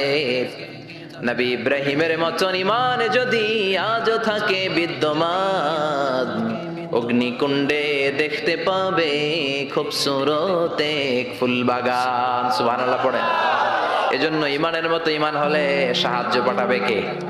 আল্লাহ বললেন ওয়ালা তাহিনু ওয়ালা তাহজানু ওয়া আনতুমুল আ'লাউনা ইন কুনতুম মুমিনিন। ভয় পেও না, চিন্তা করো না, আল্লাহর সাহায্য আছে না নাই। বিপদ যত বেশি আসে, পরীক্ষা যত বেশি আসে, বিজয়ের পতাকা পতপত করে উড়ার সময়টা কাছে আসতে থাকে, ঠিক কি না? আকাশে যখন ঘুটঘুটে বেশি অন্ধকার দেখা যায়, প্রচন্ড অন্ধকারে যখন আকাশ একেবারে ছেয়ে যায়, রাত্রি যখন গভীর হয়ে যায়, সুবহে সাদিকের আলো আসার সময়টা কাছে আসতে থাকে, ঠিক কিনা? গর্ভবতী নারীর পেটের প্রসব বেদনা যত বেড়ে যায়, নতুন মেহমান দুনিয়াতে আসার সময় ঘনাতে থাকে, তেমনি ঈমানদারের উপর আযাব গজব অত্যাচার যত বাড়তে থাকে, ইসলামের বিজয়ের সময়টাও কাছে আসতে থাকে। এজন্য ঈমান হতে হবে ঈমানদারের মতো, ঈমান হতে হবে পাক্কা ঈমান। চিল্লায় বলেন ঠিক কিনা? সে আল্লাহ বললেন قد أفلح المؤمنون الذين هم في صلاتهم خاشعون. Successful indeed are the believers. সফল হলো তারা ঈমান এনেছে যারা। কার কথা? চিল্লায় বলেন। জিমে পড়ছেন? কষ্ট হচ্ছে? সফল হলো তারা ঈমান এনেছে যারা। তবে শুধু ঈমানদার বলে হাত তুললেই হবে না, 7টা গুণ সেই ঈমানদারের ভেতরে থাকার দরকার আছে না নাই? 1 নাম্বার গুণ আমরা শুরু করছি, কানগুলো খরগোশের মতো খাড়া করে শুনেন। শুনতেছেন? আল্লাহ বললেন আল্লাযীনা হুম ফি সালাতিহিম খাশিউন। ঈমানদারেরা যখন নামাজের মুসল্লায় দাঁড়ায়, দিন দুনিয়ার হুঁশ তাদের থাকে না, তাদের অন্তরটা চলে যায় আল্লাহর আরশের দিকে, ঠিক কি না? বিশ্বনবী বলতেন আনতা আবুদাল্লাহা কান্নাকা তারাহু। এমন ভাবে নামাজ পড়ো যেন তুমি আল্লাহরে দেখছো। ফা ইন লাম তাকুন তারাহু ফা ইন্নাহু ইয়ারাক। এটা যদি মনে করতে কষ্ট হয়, অন্তত এটা ভাবো যে আল্লাহ তোমায় দেখছে, ঠিক কি না? নামাজে যখন দাঁড়াবেন ভাববেন আমি আল্লাহরে দেখতেছি। এটা ভাবা অনেক কঠিন, এটা জানাশোনা লোকেরা পারে না। যদি না পারেন তাহলে অন্তত এটা ভাবেন যে আল্লাহ আপনারে দেখতেছে। আল্লাহ ইজ ওয়াচিং মি, আল্লাহ আমাকে দেখছে। তো আমি আল্লাহরে দেখতেছি আর আল্লাহ আমারে দেখতেছে। সুফিরা এটারে 2টা ক্লাস করছে, একটার নাম দিছে মুশাহাদা আর একটার নাম দিছে মুরাকাবা। মুশাহাদা মানে আমি নিজে দেখি, আর মুরাকাবা মানে আমি দেখি না, আমারে দেখে কে? কেউ যেটা দেখে না দেখে কে? কেউ যেটা শোনে না শোনে কে? আল্লাহ আপনারে দেখতেছে। নামাজের মুসল্লা এই চিন্তাটা করলে খুশু খুদু বাড়ায় দিবে কে? খুশু মানে ভয়। কার ভয়? কথা বলেন। যাদের হৃদয়ে আছে আল্লাহর ভয়, তারা কভু পথ ভুলে যায় না। আল্লাহর প্রেম ছাড়া এই দুনিয়ায় কারো কাছে কোনো কিছু চায় না।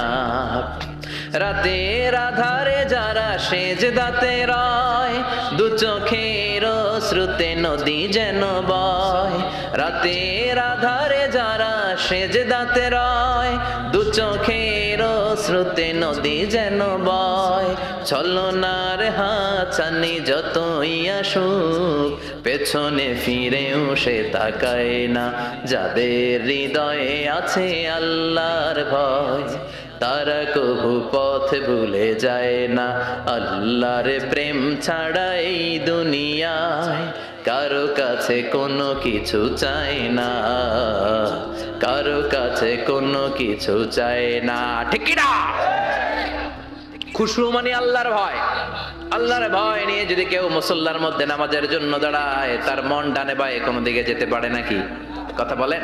তার নজরটা থাকবে তার সিজদার দিকে। বান্দা যখন সিজদা থেকে নজর ডানে নেয়, আল্লাহ বলে বান্দা ফিরে আয়। আবার যখন বাম দিকে নজর করে, আল্লাহ ডাক দিয়ে বলে আকবিল ইয়া ইবাদি, আকবিল, ফিরে আয়। আবার যখন উপরের দিকে তাকায় বলে ফিরে আয়। এরকম আছে না নাই? নামাজও পড়ে এমনি, নামাজও পড়ে আবার এমনি চায়, নামাজও পড়ে আবার ঘড়ির দিকে চায়, আছে না নাই? না, আল্লাহ বলে আকবিল, বান্দা ফিরে আয়, ফিরে আয়, তাকাবি তো সেজদার দিকে। তিনবার নজর ডানে বায়ে যখন ঘোরানো হলো, তিনবারও যখন নজর ফিরায় না, আল্লাহ তখন ডেকে বলে লা হাজাতা লি লা সলাতিক, এই নামাজের কোনো দরকার আমার নাই। যে আল্লাহর জন্য ওযু করলেন, সময় দিলেন, এতক্ষণ ধরে নামাজ পড়লেন, ওই আল্লাহ যদি বলে তোর নামাজের দরকার নাই, তো কারে দিলেন নামাজ? এজন্য নামাজের মধ্যে তাড়াহুড়ো করা যাবে? খুশু, খুদু, খুশু মানে আল্লাহর ভয়। নামাজে যখন দাঁড়াবেন শুধু নিজেরাই মুসল্লি বানাবেন না, মনটারেও মুসল্লি বানাবেন। আমরা শুধু নিজেরা নামাজি হই, মনটারে নামাজি বানাই না। আমি ঠিকই আল্লাহু আকবার, মন চলে গেছে সৌদি আরব, মন চলে গেছে হিন্দি সিনেমার দিকে, মন চলে গেছে দোকানের দিকে, মন চলে গেছে ক্রিকেট খেলায়, আছে না নাই? উনি কিন্তু মুসল্লি, মসজিদে উনি কি মুসল্লি, উনি হাতে পায়ে একেবারে মুসল্লি, কিন্তু মনটারে মুসল্লি বানায় নাই। এজন্য মনটারেও নামাজি বানাতে হবে। আমরা বলি মনটারে কাজ দেন, মনটারে কখনো অলস বসে থাকতে দেয়া যায় না। আপনিও মুসল্লি হবেন, মনটারেও মুসল্লি বানাতে হবে, তা না হলে মন ডানে বায়ে ঘুরবে। মনের আরবি হচ্ছে কলব। কলব মানে যেটা নাড়াচাড়া করে। এটা এখন এদিকে, পরে ঢাকায়, এরপরে সৌদি আরব, এরপরে আমেরিকা। এটার পাসপোর্টও লাগে না, ভিসাও লাগে না, এটা খালি দৌড়ায়, ঠিক কিনা? এজন্য মনটারে নামাজি বানানোর দরকার আছে না নাই? এজন্য আল্লাহ বললেন কদ আফলাহাল মুমিনুনাল্লাযীনা হুম ফি সালাতিহিম খাশিউন। মুমিন বান্দাদের প্রথম গুণাবলী হলো, মুমিন বান্দারা যখন নামাজে পড়ে মনটারে নিয়ে নামাজ পড়ে, নিজেও নামাজি, মনটাও নামাজি, ঠিক কি না? আমাদের অনেকের নামাজে মন বসে না। আমাদের অনেকে বলে হুজুর নামাজে দাঁড়ালে মন সাথে থাকে না, নামাজে শুধু ভুল হয়, সূরা যে কয়বার পড়ে নিজেও জানি না। এরকম আছে না নাই? এদিকে ওদিকে চলে যায়। এখন মনটারে কিভাবে আপনি এক জায়গায় আনবেন, কনসেন্ট্রেট করবেন কিভাবে? বিশ্বনবী একবার মসজিদে ঢুকে দেখলেন এক সাহাবী নামাজ পড়তেছে, আল্লাহু আকবার, নামাজের মধ্যে এরকম করতেছে। এরকম করে না অনেকে? নামাজে পরে দাড়িও টানে, দাড়িও চুলকে, আছে না নাই? নামাজ পরে জামাও সোজা করে, নামাজ পরে দাড়িও টানে। বিশ্বনবী বললেন লাউ খাশাআত কলবুহু লা খাশাআত জাওয়ারিহুহু, এর অন্তরে যদি আল্লাহর ভয় থাকতো তাহলে এর অঙ্গ প্রত্যঙ্গের মধ্যেও এই ভয়ের ইম্প্যাক্ট পড়তো। এই সাহাবীর অন্তরে আল্লাহর ভয় নাই, খুশু নাই, এজন্য হাতে পায়ের মধ্যেও খুশু নাই, হাত একবার এদিকে নড়ে আরেকবার ওদিকে নড়ে। আমাদের এরকম সমস্যা আছে না নাই? বিশ্বনবী বললেন তোমাদের যদি খুশু খুদু নামাজের মধ্যে বাড়াতে মনে চায়, নামাজের মুসল্লায় দাঁড়িয়ে হৃদয়টারে যদি আল্লাহর আরশে পাঠিয়ে দিতে মনে চায়, তাহলে নামাজের মুসল্লায় যখন দাঁড়াবা মনে করবা এটাই হতে পারে জীবনের শেষ নামাজ। 5টা টিপস দিব আপনাদের মনোযোগ বাড়ানোর জন্য। 5টা। কয়টা?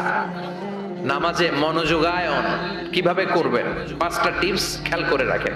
কিভাবে নামাজের মনোযোগ বৃদ্ধি করবেন। টিপস নাম্বার 1, সল্লু সলাতান মুআদ্দিয়া, বিদায়ী নামাজ পড়বেন। মনে করবেন হতে পারে আজকের এই নামাজটাই আমার জীবনের শেষ নামাজ। এখন বাজে 10:30, আপনাকে বলা হলো আজ রাত 1টার দিকে আপনার জীবনের হায়াত ফুরিয়ে যাবে। চলে যাওয়া লাগবে না আমাদের? থাকতে পারবো আমরা? চলে যাওয়া লাগবে। রাত 1টায় মালাকুল মউত চলে এসে রূহ কবজ করে নিয়ে যাবে। আর 1.5 ঘন্টা আপনার হাতে সময়। এই 1.5 ঘন্টায় আপনি নামাজ রোজা যা পারেন করে নেন। আপনার হুঁশ থাকবে? কথা কম। 1.5 ঘন্টা পরে আপনার মরণ। আপনি তাড়াতাড়ি করে ওযু করে আসবেন, যায় নামাজে দাঁড়াবেন, মনে মনে ভাববেন আজকে জনমের মতো মাফ চামু আল্লাহর কাছে, আকাম কুকাম যা করছি সব কাইন্দা একেবারে মাফ করায় ফেলাম আল্লাহর কাছে, ঠিক কিনা? সেদিন আপনি ওযু করবেন চমৎকার ভাবে পাঞ্জাবিটা পরে, আতর মেখে, টুপিটা পরে মুসল্লার মধ্যে দাঁড়িয়ে আল্লাহু আকবার বলে নামাজ শুরু করবেন। ওই দিনের নামাজে আপনার কোনো তাড়াহুড়ো নাই, আছে? আজীবন তাড়াহুড়ো করছেন, কিন্তু ওই দিন আপনার তাড়াহুড়ো নাই। ওই দিনের রুকুটা আপনার জীবনের শ্রেষ্ঠতম রুকু হয়ে যাবে। ওই দিনের সেজদাটা আপনার জীবনের শ্রেষ্ঠতম সেজদা হয়ে যাবে। ওই দিন আপনি সেজদায় পড়ে চোখের পানি দিয়ে জায়নামাজ ভিজিয়ে দিবেন। দিবেন না? কথা বলেন, দিবেন না? এর কারণ আপনি জেনে গেছেন এটাই আপনার জীবনের শেষ নামাজ, ঠিক কি না? তো এই যে প্রত্যেক নামাজের সময় মসজিদে যে আল্লাহু আকবার বলে যে দাঁড়াই, এই নামাজের পরে আবার কোন নামাজের চান্স আমি জীবনে পাবো কিনা কোনো গ্যারান্টি আছে? চিল্লায় বলতে হবে, গ্যারান্টি আছে? আরো 30 মিনিট আমরা সবাই বেঁচে থাকবো, গ্যারান্টি? আরো 10 মিনিট বাঁচবো, গ্যারান্টি? শ্বাস যেটা ভিতরে নিলাম ফেলতে পারবো, কোনো গ্যারান্টি আছে? তাহলে প্রতিটা নামাজের সময় আমরা এই কথাটা ভাবি না কেন যে হতে পারে এই নামাজটাই আমার জীবনের শেষ নামাজ, হতে পারে আজকের এই সেজদাটা আমার জীবনের শেষ সেজদা। চিল্লায় বলেন ঠিক কিনা? বিশ্বনবী শিখায় দিলেন মনোযোগায়নের প্রথম পদ্ধতি। নামাজে মনোযোগ থাকে না, মনোযোগ যদি বাড়াতে চাও ভাবো এটাই হতে পারে জীবনের শেষ নামাজ। সল্লু সালাতান মুআদ্দে, পারফর্ম দ্য সালাহ as if this is your last and final prayer. এমন ভাবে নামাজ পড়ো মনে করো এটাই হতে পারে জীবনের শেষ নামাজ। আজকে থেকে প্রত্যেকবার আল্লাহু আকবার বলার সময় এটা ভাবতে পারবো না আমরা যে হতে পারে এই নামাজটা আমার শেষ নামাজ? এই চিন্তাটা মাথার মধ্যে রাখার দরকার আছে না নাই? সাইয়েদনা আলী রাদিয়াল্লাহু তাআলা আনহু উনি যখন নামাজে দাঁড়াতেন দিন দুনিয়ার হুঁশ থাকতো না। উনার পায়ের মধ্যে জিহাদের ময়দানে তীর ঢুকেছে। তীর বের করতে গেলেই চিৎকার মারে, কাউরে তীর ধরতে দেয় না। বিশ্বনবী বললেন বেলাল আকিমিস সালাহ, নামাজের একামত দাও। নামাজ শুরু করার আগে এক সাহাবীরে বললেন নামাজের মাঝখান দিয়ে যে তুমি আলীর পা থেকে টেনে তীর বের করবে, কারণ আমি জানি আমার মেয়ের জামাই আলী যখন নামাজের যায় নামাজে দাঁড়ায় দিন দুনিয়ার কোনো হুঁশ আলীর আর থাকে না। একামত হলো আল্লাহু আকবার, আল্লাহু আকবার।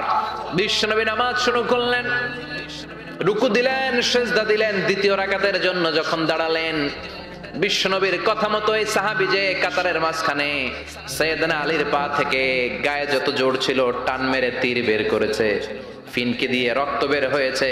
সাইয়েদনা আলী মুহূর্তের জন্য টের পায় নাই। নামাজ শেষ, সালাম ফিরালেন, তাকিয়ে দেখে পায়ে তীর নাই, চারদিকে শুধু রক্তের বন্যা। বিশ্বনবী বললেন ও আলী চিন্তা করো না, আমার কথা মতো এক সাহাবী তোমার পা থেকে তীর বের করেছে। আমি জানি যখন তুমি নামাজের মুসল্লায় দাঁড়িয়ে যাও তোমার মনটা দুনিয়ায় থাকে না, তোমার মনটা আল্লাহর আরশের দিকে চলে যায়। তোমার নামাজের মধ্যে খুশু খুদু এত বেড়ে যায়, আখিরাতের কথা এত তোমার স্মরণ হয়ে যায়, নামাজের মধ্যে তোমার পায়ের তীর টেনে বের করেছে, এক সেকেন্ডের জন্যও তুমি টের পাও নাই রে আলী। সুবহানাল্লাহ। উনি মনে করতেন এটাই জীবনের শেষ নামাজ। সাহাবারা যখন মরুভূমিতে নামাজ পড়তে দাঁড়াতেন আকাশের পাখিগুলো এসে সাহাবাদের মাথার মধ্যে বসে যেত। মরুভূমির পাখিগুলো মনে করতে এগুলো খেজুর গাছ। কি মনে করে বসতো? কথা বলে না, জোরে কন। আছে এলাকা আছে খেজুরের রস হয়? হ্যাঁ হইছে? খাইছেন?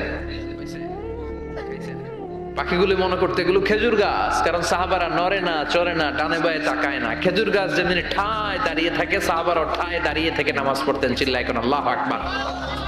তাহলে মনোযোগ বৃদ্ধির এক নাম্বার পদ্ধতি, মুসল্লায় যখন দাঁড়াবো ভাববো এটাই আমার জীবনের শেষ নামাজ, এরপরে হয়তো নামাজের সুযোগ নাও পেতে পারি, ঠিক কিনা?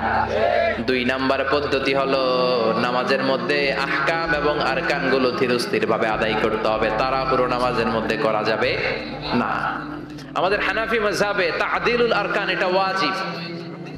রুকুনগুলো আদায় করার সময় ধীরস্থির ভাবে আদায় করা এটা হানাফি মাযহাবে কি ওয়াজিব। চিল্লায় বলেন এটা কি ওয়াজিব? তরক করলে কি করতে হয়? হ্যাঁ, সহু সেজদা দিতে হয়। কিন্তু অন্যান্য মাযহাবে এটা ফরজ, এটা বাদ দিলে আপনার নামাজই হবে না, তাড়াহুড়ো করলে নামাজই হবে না। বিশ্বনবী দেখলেন মসজিদে নববীতে এক সাহাবী নামাজ পড়ে। নামাজ শেষে নবীর কাছে আসলে বিশ্বনবী বললেন সল্লি ফাইন্নাকা লাম তুসল্লি, নামাজ পড়ো কারণ তোমার নামাজ হয় নাই। সাহাবী আবার বললেন, আবার আসলেন, বিশ্বনবী বললেন সল্লি ফাইন্নাকা লাম তুসল্লি, নামাজ পড়ো তোমার নামাজ হয় নাই। সাহাবী আবার নামাজ পড়ে আবার নবীর কাছে আসলেন, বিশ্বনবী বললেন সল্লি ফাইন্নাকা লাম তুসল্লি, নামাজ পড়ো নামাজ হয় নাই। এবার সাহাবী এসে বলে ও নবী 3 বার পড়লাম নামাজ আমার হয় না, এর চেয়ে ভালো নামাজ আমি পড়তে জানি না। বিষ্ণু বললেন তাহলে আসো আমি শিখাইয়া দেই। যখন নামাজে দাঁড়াবা ধীরস্থির ভাবে দাঁড়াবা, রুকুতে যখন যাবা পিঠটারে টান টান করে সোজা করে দিবা। বিশ্বনবী যখন রুকু দিতেন বিশ্বনবীর পিঠটা একেবারে স্ট্রেট ফরওয়ার্ড। সাহাবারা বলতেন বিশ্বনবীর রুকু দেওয়া পিঠের উপরে যদি পানি ভর্তি একটা গ্লাস রেখে দেওয়া হয় পানিগুলা কাঁপবে না, গ্লাসটাও পড়বে না। সুবহানাল্লাহ। তার মানে বিশ্বনবীর রুকুর পিঠটা কেমন ছিল? Straight forward. বিশ্বনবী বলেন রুকু থেকে দাঁড়াবা ধীরস্থির ভাবে দাঁড়াও, আবার সেজদায় গেলে ধীরস্থির ভাবে যাও। আমাদের দেশে অনেকে রুকু থেকে কোন রকম মাথাটা তুলে আবার সেজদায় দৌড় মারে, আছে না নাই? লক্ষ্মীপুরে নাই, এদিকেও আছে। দুই সেজদার মাঝখানে ধীরস্থির ভাবে বসা হচ্ছে ওয়াজিব। অনেকে এক সেজদা থেকে কোন রকম মাথাটা একটু উপরের দিকে উঠিয়ে আরেক সেজদায় মুরগির মতো ঠোকর মারে, এরকম তো এদিকে নাই না? আবার অনেকে ইমাম সাহেবের আগে দৌড় মারে, আছে না নাই? ইমাম সাহেব সামি আল্লাহু লিমান হামিদা বলে দাঁড়াইছে, ওনার আর সহ্য হয় না, উনি আগে সেজদা দিবে কিন্তু ইমামের আগেও যাইতে পারে না, মাঝখানে যাইয়া হ্যাং হয়ে থাকে, আছে না নাই? মোবাইল মাঝে মাঝে হ্যাং হয় না, মানে সামনেও যায় না পিছনেও যায় না। তো ওনারাও ইমামের আগে সেজদায় যাবে, তো ইমাম যাইতে পারে না উনিও যেতে পারে না, মাঝ অবস্থায় যায় কি হয়? হ্যাং। হ্যাং হইবেন আপনারা? হ্যাং হওয়া যাবে না। তাহলে মনোযোগ বাড়ানোর 2 নাম্বার পদ্ধতি হচ্ছে কি করবেন? ধীরস্থির ভাবে। There is no rushing in salah, there is no hastiness in salah। নামাজের মধ্যে কোনো তাড়াহুড়ো নাই, তাড়াহুড়ো করলে এটা নামাজ হয় না। এমনকি নামাজের দিকে বিশ্বনবী তাড়াহুড়ো করে যেতেও নিষেধ করেছেন। ইদা উকিমাতিস সালাহ, নামাজ যখন শুরু হয়ে যাবে ধীরস্থির ভাবে যাবেন, তাড়াহুড়ো করে যাওয়া যাবে না। 3 নাম্বার পদ্ধতি জামাতে পড়বেন, তাহলে মনোযোগ বাড়ায় দিবে কে? বিশ্বনবী বলেন সালাতুল জামাআত আফদলু সালাতাল ফারদি বি27 দারাজা। একা একা নামাজ পড়লে যতটুকু সওয়াব হয় জামাতে নামাজ পড়লে 27 গুণ বেশি সওয়াব হয়। জামাতে পড়ার দরকার আছে না নাই? জামাতে পড়লে আর মনোযোগ এদিক সেদিক যায় না। সবাই আল্লাহু আকবার, আমি আল্লাহু আকবার, সবাই আসসালামু আলাইকুম ওয়া রাহমাতুল্লাহ, আমি আসসালামু আলাইকুম ওয়া রাহমাতুল্লাহ। মন আমার এদিক সেদিক যাওয়ার সুযোগ আছে? কম, ঠিক কি না? 4 নাম্বার, নামাজে যা বলেন অর্থ বোঝার চেষ্টা করেন। আমরা সালাতে যেটা বলি এটার অর্থ বুঝি না। আমরা প্রতিদিন বলি আলহামদুলিল্লাহি রাব্বিল আর রহমানির মালিকি, আবার বলি সামি আল্লাহু লিমান হামিদা, কি কইলাম বুঝি নাই। সুবহান রাব্বিয়াল আলা মানে কি জানি না। আত-তাহিয়াত লিল্লাহি ওয়াস সালাওয়াত ওয়াত তাইয়্যিবাত অর্থ কি জানি না। এজন্য সালাতে যা বলেন এটা বুঝে বুঝে বলার চেষ্টা করেন। অ্যাট লিস্ট সালাতে যেটা আপনি পড়েন এটার অর্থটা শিখার চেষ্টা করেন, তাহলে বললে হৃদয়ের মধ্যে টাচ লাগবে, অন্তরে দরদ লাগবে, চিৎকার করে বলেন ঠিক কি না। 5 নাম্বার পদ্ধতি, নামাজের মধ্যে যে সুন্নাত গুলো আছে সুন্নাত গুলো আদায় করবেন, তাহলে নামাজের মধ্যে মনোযোগ বাড়ায়া দিবে কে? হাত তোলা সুন্নাত তোলেন। রফউল ইয়াদাইন যদি করেন, অভ্যাস যদি থাকে, বারবার হাত তোলা তুলেন, প্রতিবার তুললে 10টা করে সওয়াব। আমিন বলবেন, যে মসজিদে জোরে জোরে বলেন, আস্তে তো আস্তে বলেন, কিন্তু বইলেন, বলার দরকার আছে না নাই? বিশ্বনবী বললেন ইদা আম্মানাল ইমাম আমিনু, ইমাম যখন আমিন বলে তোমরাও আমিন বলো, কারণ তোমরাও যখন আমিন বলো ফেরেশতারাও আমিন বলে। তোমাদের আমিন ফেরেশতাদের আমিন যখন মিলে যায় তোমাদের জীবনের সব গুনাহ মাফ করে দেয় কে? এজন্য আমিন জোরে কোন বাস্তে কোন বলবেন, এটা ছাড়বেন না। তাশাহুদের মধ্যে আঙ্গুল তুলবেন, হয় নাড়াবেন নয় তুলে রাখবেন, এটা সুন্নাত। আশাদ্দু আলা শাইতান মিনাল হাদিদ, শয়তানরে লোহা দিয়ে পিটাইলে যত কষ্ট পায় তাশাহুদে বসে এই আঙ্গুলটা নাড়ালে এর চেয়ে বেশি কষ্ট পায়। সুবহানাল্লাহ কইবেন না? এজন্য মুরাআতুস সুনান, সুন্নাত গুলো মানার চেষ্টা করেন, সালাতে মনোযোগ বাড়ায় দিবে কে? এজন্য আল্লাহ বললেন কাদ আফলাহাল মুমিনুনাল্লাযীনা হুম ফি সালাতিহিম খাশিউন, সফল হলো তারা ঈমান এনেছে যারা। আর ঈমানদারের প্রথম বৈশিষ্ট্য আল্লাযীনা হুম ফি সালাতিহিম খাশিউন, নামাজের মধ্যে মুসল্লির অন্তরে ভয় থাকবে কার? মনে থাকবে? খুশু খুদু, এটার বলে হুজুরুল কলব, অন্তরটারে ধরে রাখতে হবে। 2 নম্বর আল্লাহ বললেন ওয়াল্লাযীনা হুম আনিল লাগবি মুরিদুন, মুমিন বান্দার 2 নাম্বার গুণ, অনর্থক কাজ থেকে তারা দূরে থাকে। অনর্থক কোনো বিষয়ের দিকে মুমিন কখনো যায়। লাগহুন মানে অনর্থক বিষয়, মুরিদুন তারা মুখ ফিরিয়ে নেয়। অনর্থক কোনো কাজে মুমিন যায়? যেই কাজে সওয়াব নাই ওই কাজ মুমিন করে? যেই কাজে গুনাহ হয় ওই কাজে যাওয়া যাবে? কথা বলেন। মুমিন যাবে ওই কাজে যেই কাজ করলে মানবতার কল্যাণ আছে না নাই? মুমিন করবে ওই কাজ যেই কাজ করলে আমলনামাটারে সওয়াব দিয়ে পূর্ণ করে দিবে কে? এজন্য বিশ্বনবী বলতেন, মিন হুসনি ইসলামিল মারই তারকুহু মা লা ইয়ানি। ব্যক্তির ইসলামের সৌন্দর্য হলো ব্যক্তি তার জীবন থেকে অনর্থক সব কাজ বের করে দিবে। যাই করবেন অর্থবোধক হইতে হবে। অনর্থক কোনো কাজ করা যাবে? কথা কন। আপনি যেটা বলবেন এটার জন্য অর্থ থাকে, আপনি যেটা করবেন এটার জন্য অর্থ থাকে। আপনি যে অর্থটা খরচ করবেন, সম্পদ খরচ করবেন, এটাও অনর্থক, অপ্রয়োজনে খরচ করা যাবে? অপ্রয়োজনে কোনো কাজ করা যাবে? কারণ মুমিন জানে মুমিনের মুখ দিয়ে যেটাই বের হয় এটা লেখার জন্য ফেরেশতা আছে না নাই? কিরামান কাতিবিনা ইয়ালামুনা মা তাফআলুন।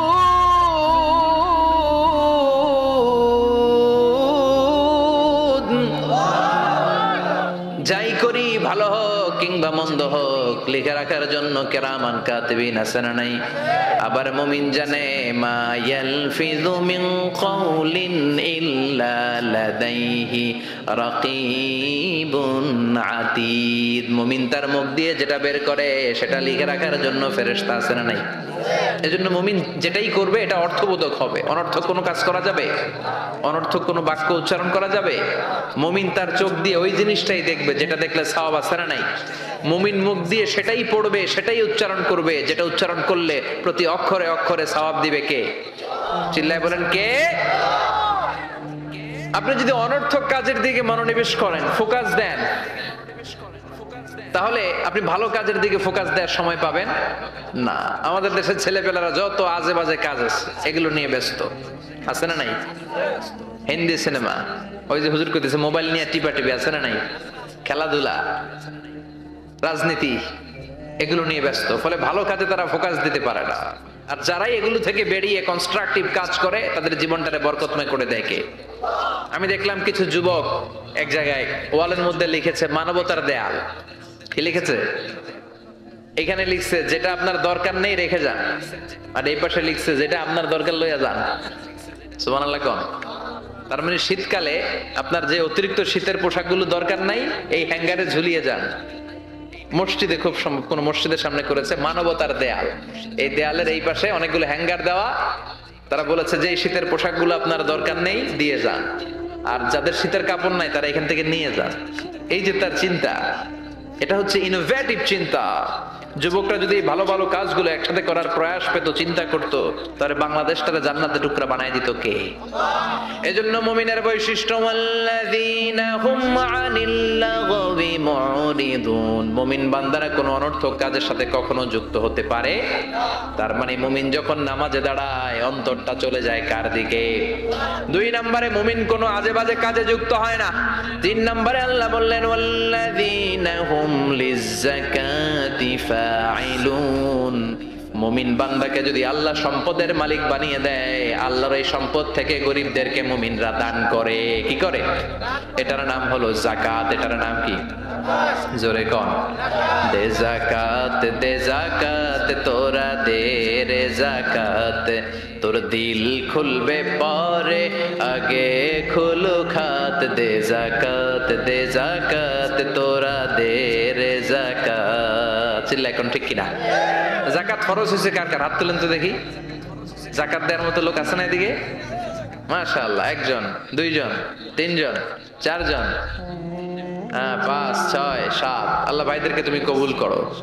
চিল্লায় বলেন আমিন। যাকাত দেয়াটা এটা অপশনাল নয়, এটা কম্পালসরি। ওয়াফি আমওয়ালিহিম হাক্কুন লিসাইলি ওয়াল মাহরুম। তোমার সম্পদে গরিবদের জন্য আল্লাহ এটা অধিকার করে দিয়েছে। যিনি যাকাত দেয় তার জন্য দেয়া ফরজ, আর যিনি যাকাত নেয়, যাকাত নেয়া কি তার জন্য ফরজ? কথা কন।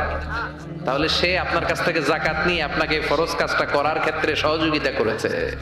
আপনি কোনো করুণা তারে করেন নাই। চিল্লায় বলেন ঠিক কিনা? আবার আল্লাহ বলেন যাকাত দিবি না কেন? টাকা কি তোর নাকি? ওয়া মিম্মা রাযাকনাহুম ইউনফিকুন, আমি যেটা রিজিক হিসেবে দিয়েছি ওইখান থেকে দে। সম্পদের মালিক আমি বানিয়েছি, অর্থ সম্পদ আমি আল্লাহ দিয়েছি, আবার আমি আল্লাহ আদেশ করেছি দেওয়ার জন্য, ঠিক কিনা? ইসলাম চায় না রাস্তার এক পাশে পাঁচতলা আরেক পাশে গাছতলা। ইসলাম চায় সম্পদের সমানভাবে তারল্য। যাকাত এটা ফরজ, দিয়ে দাও, তা না হলে কঠিন আযাবের সুসংবাদ দিচ্ছে কে? চিল্লায় বলেন কে? والذين يكنزون الذهب والفضة ولا ينفقونها في سبيل الله فبشرهم بعذاب أليم। যারা স্বর্ণ জমায়, যারা রৌপ্য জমায়, যারা প্রাইজ বন্ড জমিয়ে রাখে, যারা ফিক্সড ডিপোজিট করে রাখে, সম্পদের প্রাচুর্যতা থাকার পরেও যাকাত দেয় না, নবী তাদেরকে কঠিন আযাবের সুসংবাদ দেন। কার কথা? চিল্লায়া বলেন, আযাবের কি সুসংবাদ হয় না দুঃসংবাদ? কথা কন। কিন্তু আল্লাহ এখানে বলছে সুসংবাদ। আল্লাহ বুঝাতে চাইলেন আযাবটা বড় করা হবে, ডেঞ্জারাস হবে, মাইটটা বড় ডেঞ্জারাস। আল্লাহ ছাড় দেয় কিন্তু ছেড়ে দেয় না। আল্লাহ ছেড়ে দেয়, কি দেয়? ছাড় দেয়, ছেড়ে দেয় না। আযাবটা বড় করা হবে, মাইটটা বড় ডেঞ্জারাস হবে যারা যাকাত ফরজ হওয়ার পরেও দেয় না। এটা বোঝানোর জন্য আল্লাহ বললেন কঠিন আযাবের দুঃসংবাদ না, বললেন সুসংবাদ দেন। ছেলে পরীক্ষায় ইংরেজিতে ফেল করছে, মা বলে চান্দু ইংরেজিতে ফেল করছো, তোর বাপে আসুক, এমন মাইট দিবে, মাইট দিলে মজা টের পাবি। ওমিয়া মাইট দিলে কি মজা লাগে? কি লাগে? ব্যথা লাগে। তো মজার কথা বললেন কেন? মাইটটা যে করা হবে, মাইটটা কি হবে? করা হবে। এজন্য যাকাত ফরজ হওয়ার পরে যারা যাকাত দেয় না তাদের জন্য করা মাইর আল্লাহর কাছে আছে না নাই? বিশ্বনবীর কাছে 7টা প্রক্রিয়ায় কোরআনের আয়াত নাজিল হতো। আমরা এই যে একটা কিতাবের ভেতরে কোরআন পেয়ে গেছি, কি সুন্দর 30 পারা। বিশ্বনবীর কাছে কি আল্লাহ তাআলা এইভাবে একটা কোরআন হাতে তুলে দিছিল? কথা কর। 23 বছরের লম্বা ডিউরেশনে, 23 বছরের লম্বা সময়ে নাজমান নাজমান ইয়ানি কালিলান কালিলান, অল্প অল্প করে হাসবা হাওয়াইজিল বাশার, মানব জাতির প্রয়োজন অনুসারে কোনদিন 1 আয়াত, কোনদিন 10 আয়াত, কোনদিন 5 আয়াত, এভাবে করে করে 23 বছরের লম্বা জিন্দেগিতে আল্লাহ পুরো কোরআনটা বিশ্বনবীর উপর নাজিল করেছে। বিশ্বনবীর কাছে এই যে কোরআন নাজিল হতো এগুলোর অনেকগুলো প্রক্রিয়া আছে। সহিহ হাদিসে এসেছে অনেকগুলো প্রক্রিয়া পাওয়া যায়। 1 নাম্বার প্রক্রিয়া মিসলা সালসালাতিল জারাস, ঘন্টার ধ্বনির মতো বিশ্বনবীর কাছে কোরআন পাঠাতো কে? ঘন্টা ছিলেন না? এদিকে হাই স্কুল আছে লক্ষ্মীপুরে, আছে? এই হাই স্কুলে বা প্রাইমারি স্কুলে ছুটির সময় দপ্তরি ঘন্টা বাজায় না? ঘন্টা বাজালে কি হয়? আওয়াজ হয়। বিশ্বনবী বলেন ঘন্টার ধ্বনির মতো বিকট আওয়াজে রব্বুল আলামিন আমার কাছে কোরআন পাঠাতো। এই পদ্ধতিতে বিশ্বনবীর কাছে যখন কোরআন আসতো, প্রচন্ড শীতের রাতে বিশ্বনবী ঘামতে ঘামতে হয়রান হয়ে যেতেন। সুবহানাল্লাহ, কি মজার কোরআন আমরা পাইছি, খুলি আর পড়ি। বিশ্বনবী এই কোরআনকে রিসিভ করতে কত কষ্ট করেছেন। শীতের রাতে, কনকনে শীতের রাতে এই কোরআনকে রিসিভ করতে যে উনি ঘেমে একাকার হয়ে যেতেন। এই হলো একটা প্রক্রিয়া, ঘন্টার মতো কোরআন আসতো। 2 নাম্বার প্রক্রিয়া মিন ওয়ারাইল হিজাব, পর্দার অন্তরাল থেকে আল্লাহ নিজেই কোরআন পাঠিয়ে দিতেন। বিশ্বনবী আল্লাহরে সরাসরি দেখে নাই। মেরাজের রাতে যখন আল্লাহর দিদারের জন্য গিয়েছিলেন, কথা শুনেছেন কিন্তু দেখে নাই। দুনিয়ার বুকে থেকে আল্লাহরে দেখা যাবে? জান্নাতে না ঢুকে আল্লাহরে দেখা যাবে নাকি? কথা বলেন। আল্লাহর সৌন্দর্য দেখার মতো কোয়ালিটি আমাদের আছে? আল্লাহর চেয়ে সুন্দর কেউ আছে? দুনিয়া সুন্দর, মানুষ সুন্দর, আসমান সুন্দর, জমিন সুন্দর, সুন্দরে সুন্দরে পাল্লা, জানি না কত সুন্দর তুমি আল্লাহ, জানি না কত সুন্দর তুমি আল্লাহ। সুবহানাল্লাহ পড়েন। মেরাজের রাতে আল্লাহর দেখেন নাই, পর্দার এপাশ থেকে আল্লাহ কথা বলে আর নবী শুনে, নবী কথা বলে আল্লাহ শুনে। সুবহানাল্লাহ। এই পর্দার ওই পাশ থেকে সরাসরি আল্লাহ ওহী করেছেন, বিশ্বনবী রিসিভ করেছেন। গেল 2 পদ্ধতি। 3 নাম্বার ফিল মানাম, স্বপ্নে বিশ্বনবীর কাছে ওহী পাঠিয়ে দেয়া হয়েছে। কিন্তু কোরআনের কোন আয়াত এই স্বপ্নের পদ্ধতিতে আসে নাই, সব জাগ্রত অবস্থায় এসেছে। সুবহানাল্লাহ পড়েন। এরপরে সাইয়েদনা জিব্রাইল মাঝে মাঝে নিজের সূরতে ওহী নিয়ে আসতেন। দুইবার বিশ্বনবী সাইয়েদনা জিব্রাইলকে নিজের সূরাতে দেখেছিলেন। এক দেখেছিলেন হেরা গুহায়, দুই দেখেছিলেন সিদরাতুল মুনতাহায়। সাইয়েদনা জিব্রাইলের সূরাতে যখন সাইয়েদনা জিব্রাইল কোরআন নিয়ে আসতেন তখনও বিশ্বনবী ভয় পেয়ে যেত। আল্লাহু আকবার। এরপরে আরেকটা পদ্ধতি হচ্ছে বিসূরাতিন নাস ইয়াতামাসসালু লাহু আল মালাকু রাজুলান। সাইয়েদনা জিব্রাইল ওনার নিজের সূরাতে আসতো না, মানুষের সূরাতে আসতো। বিশ্বনবী বলতেন এইভাবে কোরআন আসলে আমার রিসিভ করতে খুব আরাম লাগতো, কারণ মানুষ দেখা যাইতেছে, মানুষ কয় আর মানুষ শুনে, রিসিভ করতে বড় মজা। চিল্লায় কোন সুবহানাল্লাহ। এরপরে আরেকটা পদ্ধতি হচ্ছে মিসলা দাওয়িয়া সাউতিন নাহাল, মৌমাছির গুনগুন শব্দের মতো চারদিকে ভনভন ভনভন গুনগুন গুনগুন শব্দ শোনা যায়। আসলে গুনগুন না, কোরআন নাজিল করে কে? সাইয়েদনা ওমর ফারুক বললেন, হঠাৎ আমরা ভনভন শব্দ দেখতে পেলাম, তাকিয়ে দেখি কোনো মৌমাছি নাই। হঠাৎ দেখলাম বিশ্বনবী আমাদের দিক থেকে চেহারাটা ঘুরিয়ে কাবার দিকে করলেন। হঠাৎ কিছুক্ষণ বিশ্বনবী একা একা মনোযোগী হয়ে কি যেন নিলেন। তারপরে আবার আমাদের দিকে মুচকি হেসে বললেন, ও সাহাবীরা শোনো, এইমাত্র কোরআনের 10টা আয়াত আল্লাহ আমার উপর নাজিল করেছে। আরে 10টা আয়াতের মধ্যে রব্বুল আলামিন মুমিনদের 7টা গুণাবলীর বর্ণনা দিয়েছে। কোন মুমিন যদি এই 7টা গুণ নিজের মধ্যে ধারণ করতে পারে, রব্বুল আলামিন ওই ব্যক্তিকে জান্নাতের মালিক বানায়া দিবে। আল্লাহু আকবার। কত নেয়ামত, কত অপরচুনিটি, কত প্রিভিলেজ আল্লাহ আমাদেরকে দিয়েছেন নিজেদেরকে সম্মানিত করার। এরপরও আমরা কোরআন মানতে চাই না। 7টা গুণ শুনবো আজকে মুমিনের। কয়টা? চিল্লায় বলেন সবাই, কয়টা গুণ শুনবো? 7টা গুণ। বিশ্বনবীর ইন্তেকালের পরে সাহাবারা মা আয়েশার কাছে যে বলে, ও আম্মা, আমাদের নবী কেমন ছিল বলেন? মা আয়েশা বলতেন, কানা খুলুকুহু আল কোরআন। বিশ্বনবীর চরিত্র ছিল কোরআনের চরিত্র। কিসের চরিত্র? পুরো 30 পারা কোরআনে থিওরিটিক্যালি যা বলে দেয়া আছে, বিশ্বনবীর জীবনীতে প্র্যাকটিক্যালি সেগুলো করে দেখানো আছে। সুবহানাল্লাহ। সাহাবারা বললেন, ও মা, এত সংক্ষেপে কেন বলেন? একটু বিস্তারিত বলেন, আমার নবীর চরিত্র কেমন ছিল? মা আয়েশা বললেন, ও সাহাবারা, তোমরা কি কোরআনের 23তম সূরা সূরাতুল মুমিনুনের প্রথম 10টা আয়াত তেলাওয়াত করো নাই? এই প্রথম 10টা আয়াতের ভিতরে যেই গুণের কথা আছে, সবগুলো গুণ দিয়ে তোমাদের নবীর জীবন সাজানো ছিল। আমরাও চাই আমাদের জীবনটাও এই গুণাবলী দিয়ে আমরা সাজাবো। রাজি আছেন তো? আল্লাহ বললেন, قد أفلح المؤمنون الذين هم في صلاتهم خاشعون। قد أفلح المؤمنون দিয়ে আল্লাহ শুরু করেছেন। قد أفلح المؤمنون, successful indeed are the believers। সফল কাম হলো তারা ঈমান এনেছে যারা। কার কথা? সফল কারা? who are the successful in life? যদি আপনারা কেউ প্রশ্ন করে সফল কারা, যদি আমাদেরকে জিজ্ঞেস করা হয় কারা সফল, সফলতার মানদণ্ড কি? এই পৃথিবীর বুকে সফল হওয়ার অনেক মানদণ্ড হতে পারে, পারে না? In terms of wealth and money, অর্থের মানদণ্ডে কারা সফল যদি জিজ্ঞেস করা হয়, কার নাম বলবেন? হ্যাঁ, বিল গেটস, তাই না? মাইক্রোসফট কোম্পানির মালিক, কত টাকার যে সে মালিক সে নিজেও জানে না। আর আর কে আছে এরকম সফল? ওয়ারেন বাফেট, অনেক বড় ধনী।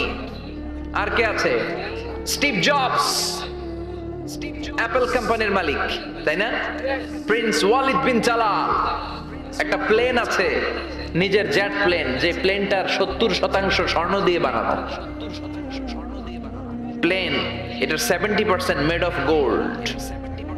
তাহলে অর্থের মানদণ্ডে যদি বলি সফল কারা, এদের নাম আসবে। ইনি সফল, ইনি সফল, ইনি সফল, ঠিক কিনা?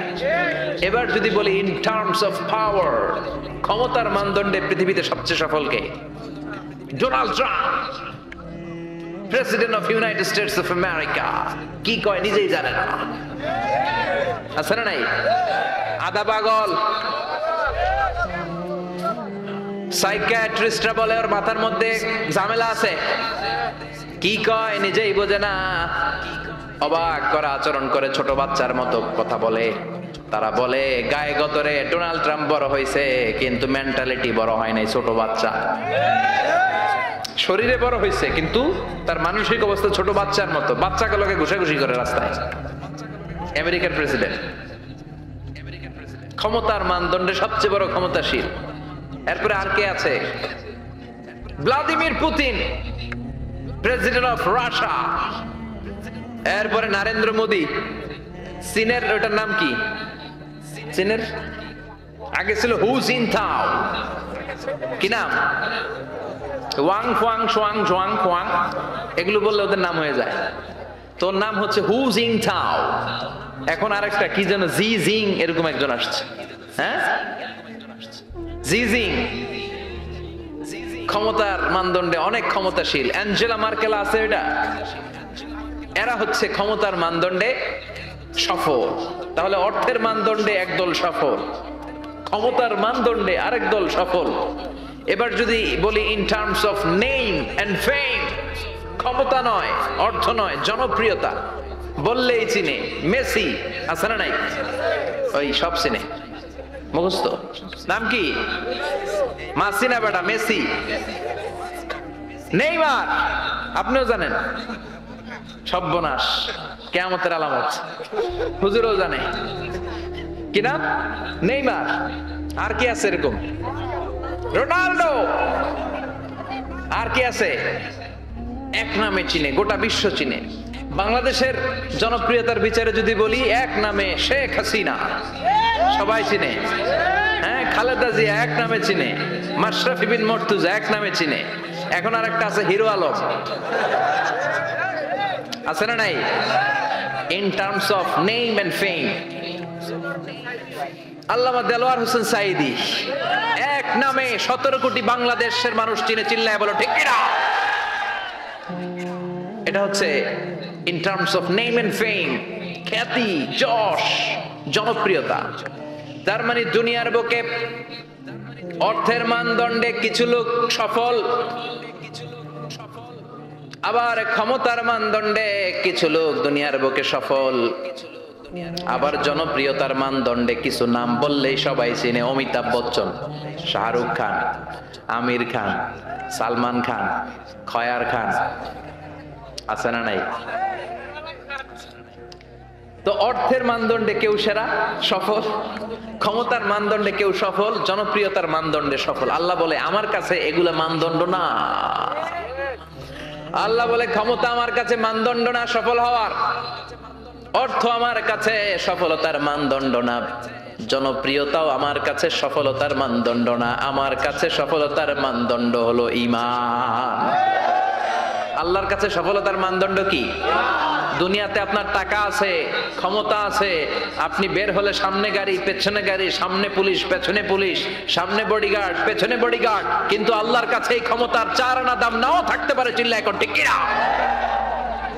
আল্লাহ বলেন ক্ষমতা আমার কাছে সফলতার মানদণ্ড না, অর্থ আমার কাছে সফলতার মানদণ্ড না, জনপ্রিয়তা আমার কাছে সফলতার মানদণ্ড না। আমি আল্লাহর কাছে সফলতার মানদণ্ড হলো ঈমান।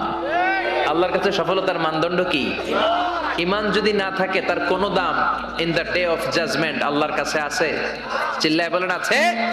সেজন্য আল্লাহ বললেন ক্বাদ আফলাহাল মুমিনুনাল্লাযীনা হুম ফি সালাতিহিম খাশিউন।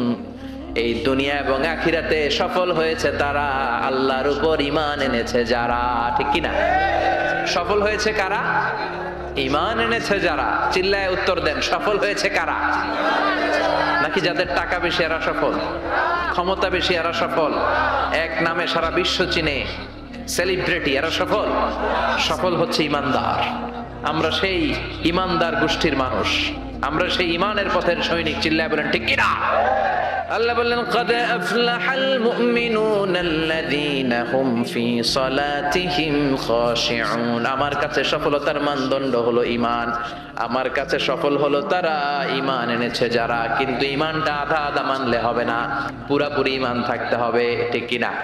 কেউ যদি বলে কোরআনের আধা মানি না, মুমিন না কাফের? কেউ যদি বলে আমি এই সূরা মানি ওই সূরা মানি না, মুমিন না কাফের? কেউ যদি এইটা ভাল লাগে, আমার দলের জন্য যেটা সুবিধা ওইটা মানি, আমার দলের জন্য যেটা ঝামেলা ওইটা মানি না, এরকম আছে না নাই? মিষ্টি খাওয়ার সুন্নত মানে, মায়ের খাওয়া যে সুন্নত মানে না, আছে না নাই?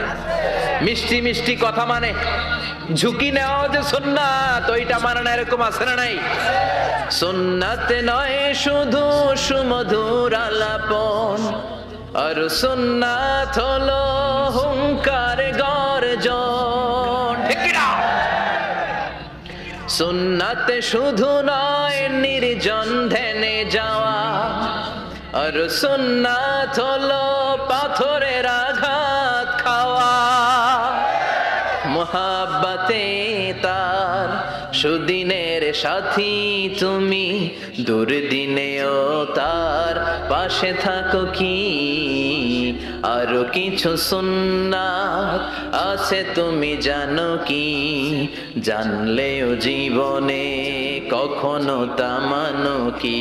সুন্নাত নয় শুধু দাওয়াতের মেহমান, সুন্নাত নয় শুধু খাওয়া শেষে মধুপান, আরো কিছু সুন্নাত আছে তুমি জানো কি?